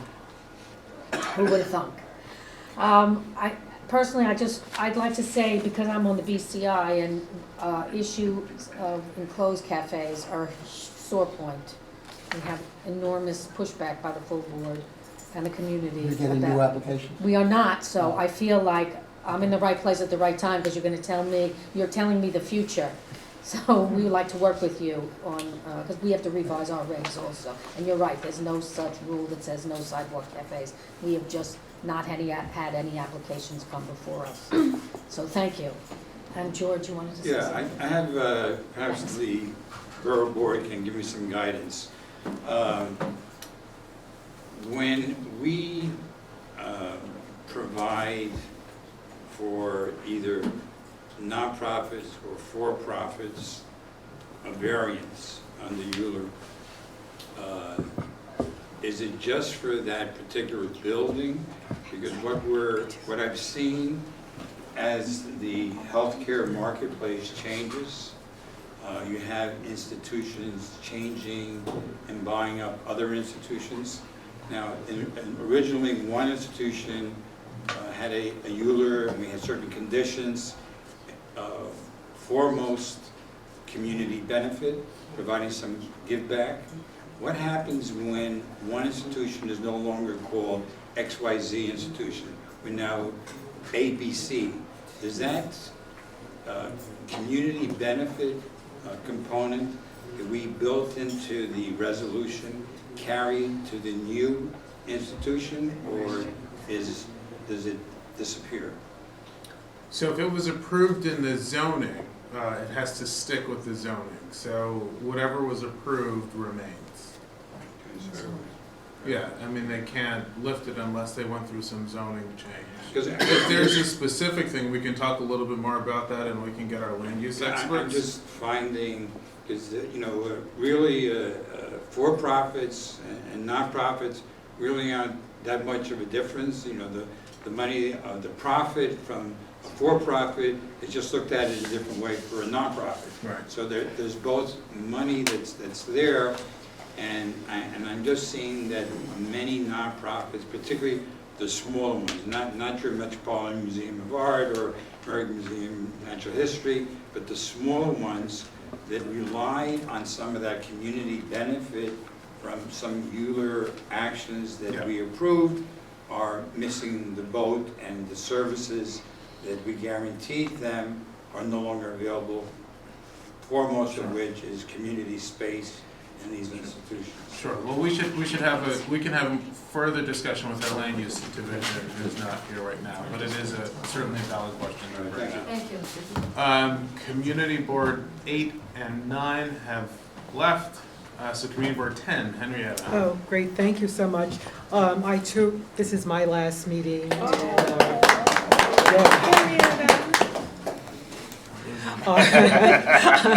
Our new chair, Brian Benjamin, is here earlier, and he had to leave. I wanted to introduce him, but he had to leave. I just want to thank the Borough President's Office and staff for all of the assistance and support the last 4 years, and then I took half of our last chairs. So it was like 4.5 years. This has been an incredible learning experience and something I really, really enjoyed. And I've invited all of our board members to come to these meetings so they can hear what's happening and understand the power of boards. Vicki, I know we have these struggles, but we just have to keep fighting. We have to just keep fighting to make known. Morris, the best snow taker in the world.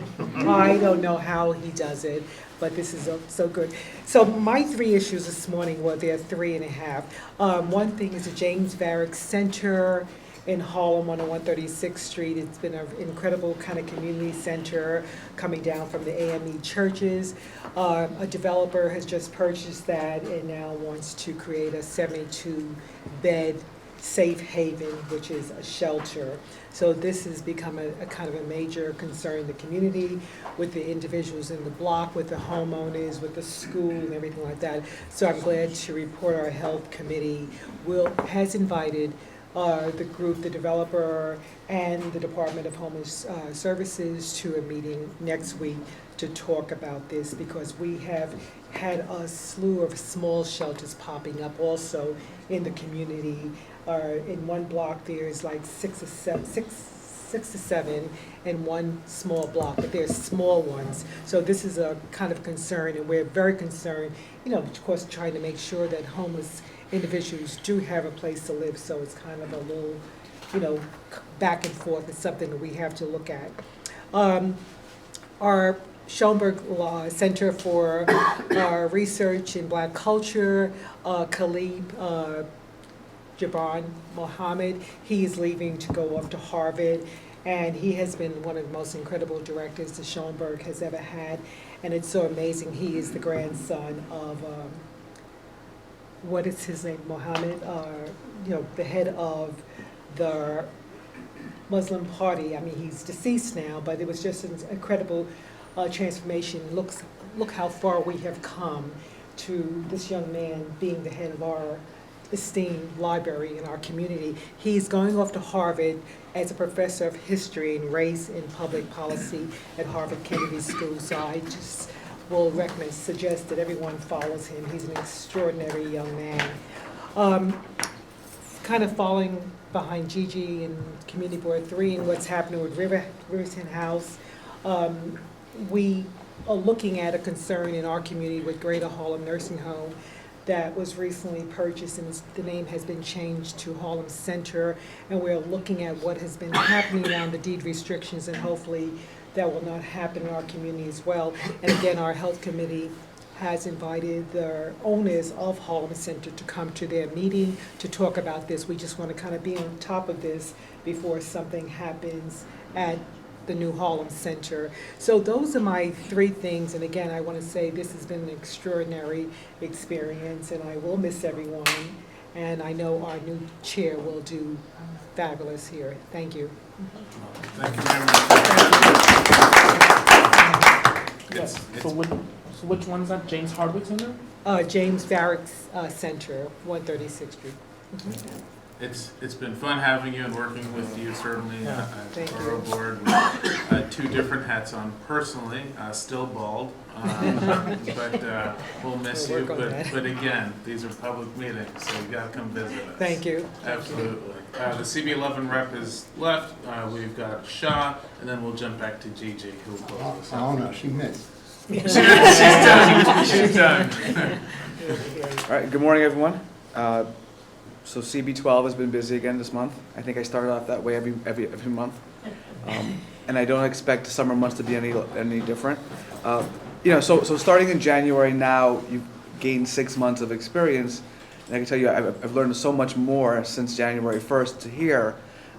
So at this point, and every month I think to myself, I should really thank the Borough President's Office. But then we get started with reports and I forget to do that. So this month I would like to thank the Borough President's Office for a lot of the support that's given on a daily basis. So Matthew, Aldrin, the deputies, Lucian, And I'm glad Henrietta mentioned something about Morris, because his notes are amazing. We're being telecast, I'm sure half of the telecast is me staring at Morris, trying to figure out how he takes these notes, because he can teach minute taking. So I want you to put in the notes that Shah thanks Morris. So our, we've had a lot happen and a lot coming up. So on June 11th, we had our spend a day with the community board, where we actually hit 6 different locations throughout the board. It was a long day, but it was a very productive day. Gail Brewer made it to 2 of our stops. We engaged the community, and I think it was a wonderful way of getting ourselves out to the community. And you observe fascinating things about folks who are not. You observe fascinating things. Folks who know about the community board know about the community board, and they'll tell you about your resolutions, about your positions, right? And then there are others who are wondering what you're selling, right? And so it was nice to sort of like fill that gap in. There's like that big void in the middle. Those who know, those who don't, and then we try to fill it in and have folks become more aware. So ongoing, we're not going to probably do the 6 locations per day, but we're going to pick one, sort of like a tabling event. Pick one per day a month. And get folks out. On June 18th, this Saturday, we're having a walk with the police and youth, sort of an event to build relationship between our police departments and our youth. It's on June 18th. It's starting at our board office and going to George Washington High School campus. I believe the chairs get emails from me. I think I sent them out to everyone, and I'll send that out again. If you can join us, great. Rick made the point about cooperations around the community boards. I would certainly, don't forget about us up north in 12. Even if the subject matter is not logically connected, we share district lines. We can certainly, as Vicki said, share support. So even if the theater district or something else that doesn't really touch us in a logical way, it probably does in an indirect way, because there are a lot of members of the theater who live in our district, who work in that district.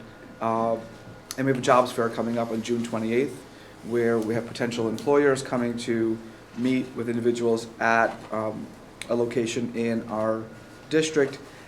Inwood is still, the rezoning of Inwood is still happening. EDC is presenting in mid-July, so there should be some stuff going on there. At the end of June, we will be getting an update from the Port Authority regarding the George Washington Bridge Terminal updates. And one more point so my last point was about the licensing. We really do spend more than 50% of our work at our board on licensing, which is, from a management point of view, something I probably don't want to have happening per month. This month we had 36 applications. We had to have our session in 2. We had to have a mixture of new renewals, but so we're trying to figure out new ways, different ways to handle parts of that. And I know certain boards have things like automatic renewals and ways of filtering through. So over the summer months, I'll be contacting you, trying to figure out a way for us to grab a hold of it. Our licensing committee had to do it in 2 shifts this month. So it was 2 separate meetings to handle these. And from a management point of view, it's a nightmare. We have 2 meetings every month. Oh, is that right? That's boards 2 and 3 every month.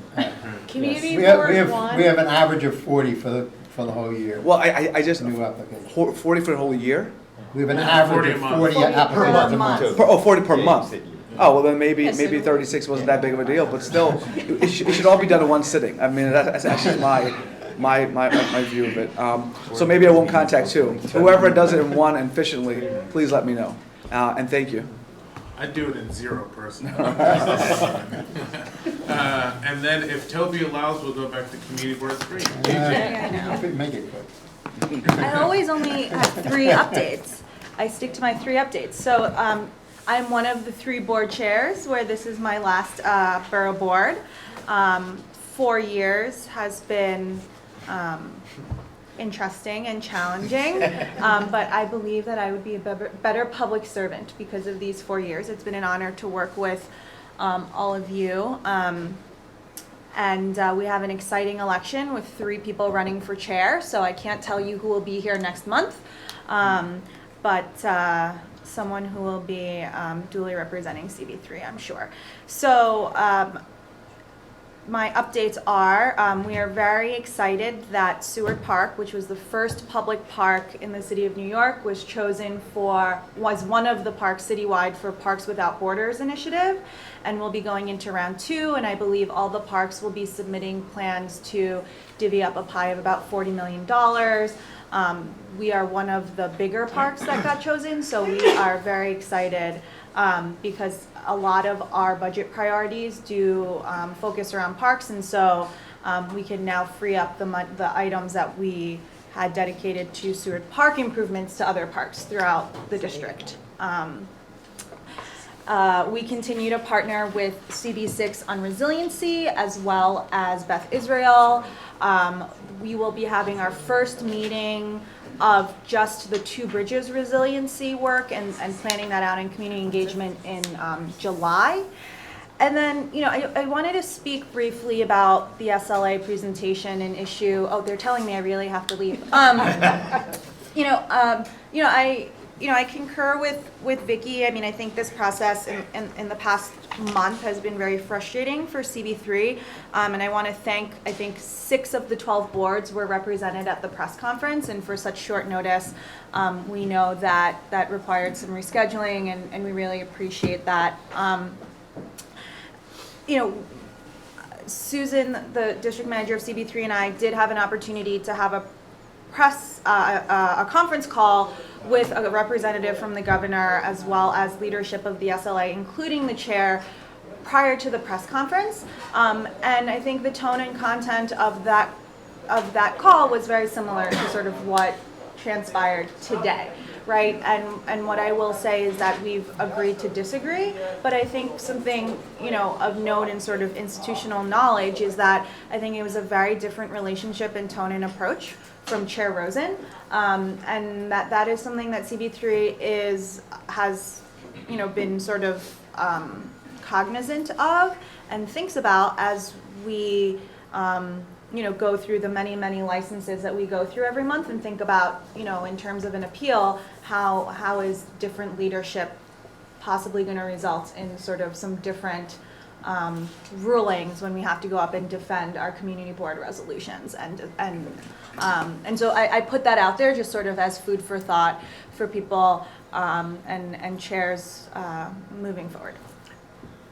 So I just want to add one thing that I didn't mention before, that I want to make sure that all our community boards that are located on the waterfront, because I think it's a similar issue like the SLA communicating, is this combined sewer overflow. It's not a sexy topic, but it really impacts your community and resiliency.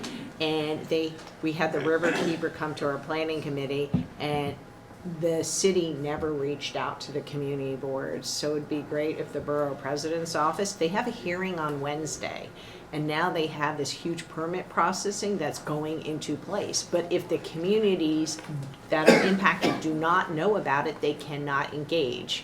So I just want to make sure you understand. So if with this extreme climate weather, there's more intense rains, so then there's more storm runoff. So all the pollution goes directly into the water. So if you want to know why you see dead rats on the Hudson River, like whenever a community board members, after an intense rainstorm, it's not being filtered out, or why your beaches are closed and you're getting water quality alerts, this is really important. So I just wanted to put it out there, to make sure maybe you could help coordinate that. I wanted to make sure our friends around the table. What are the details on the hearing? Whose hearing is it?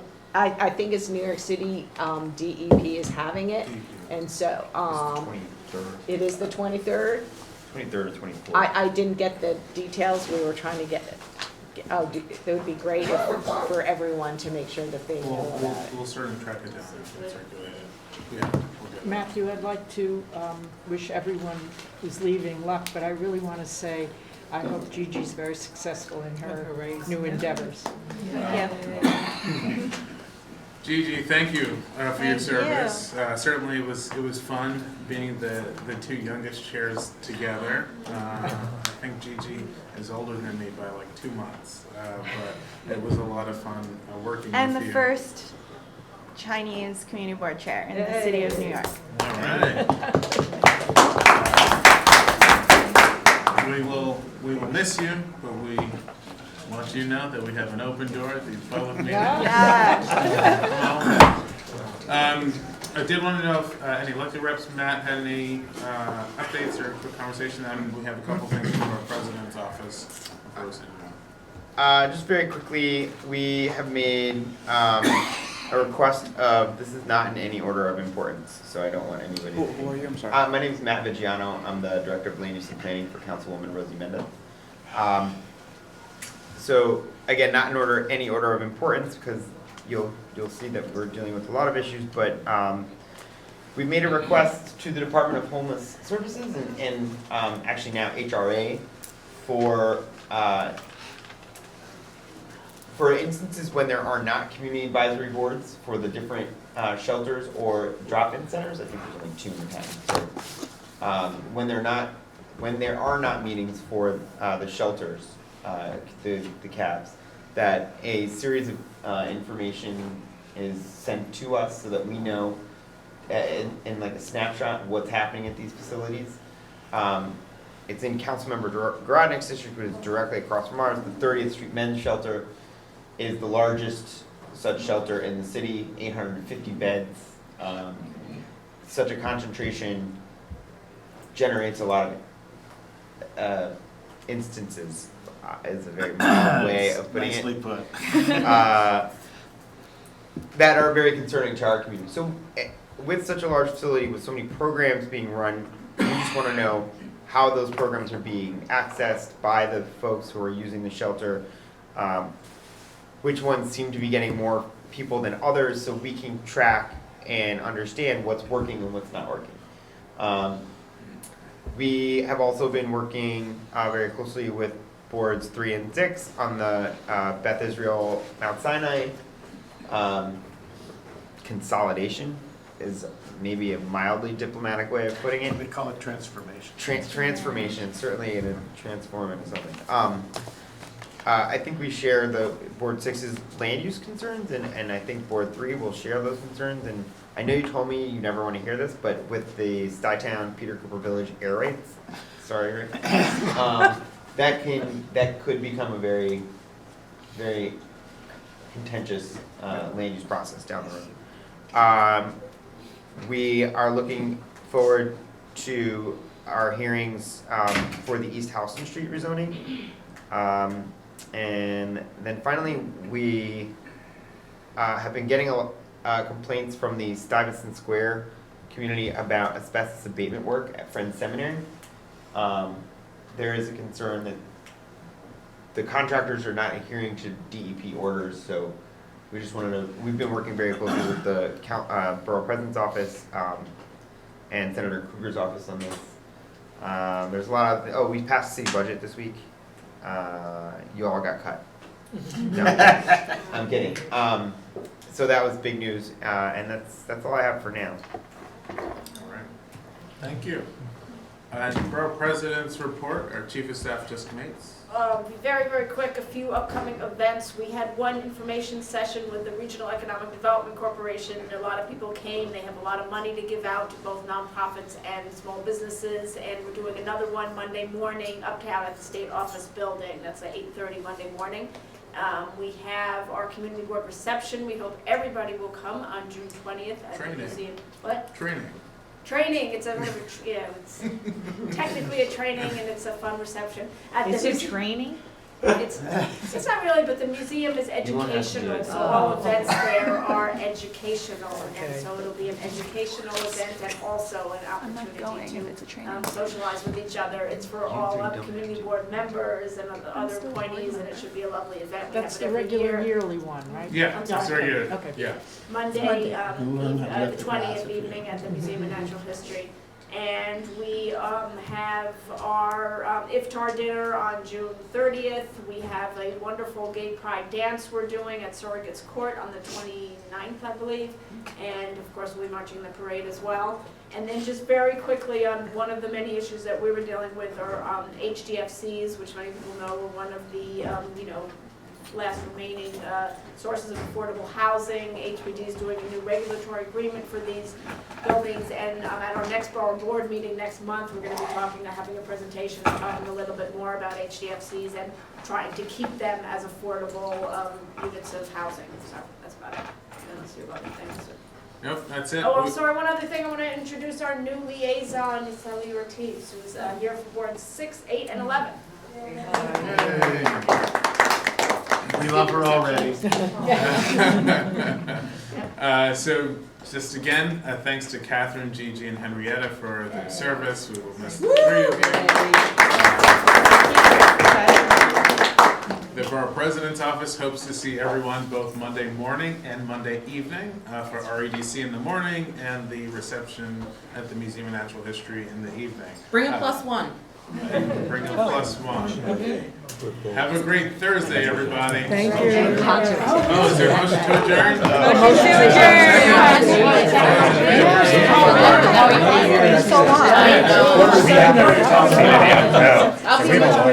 I'll be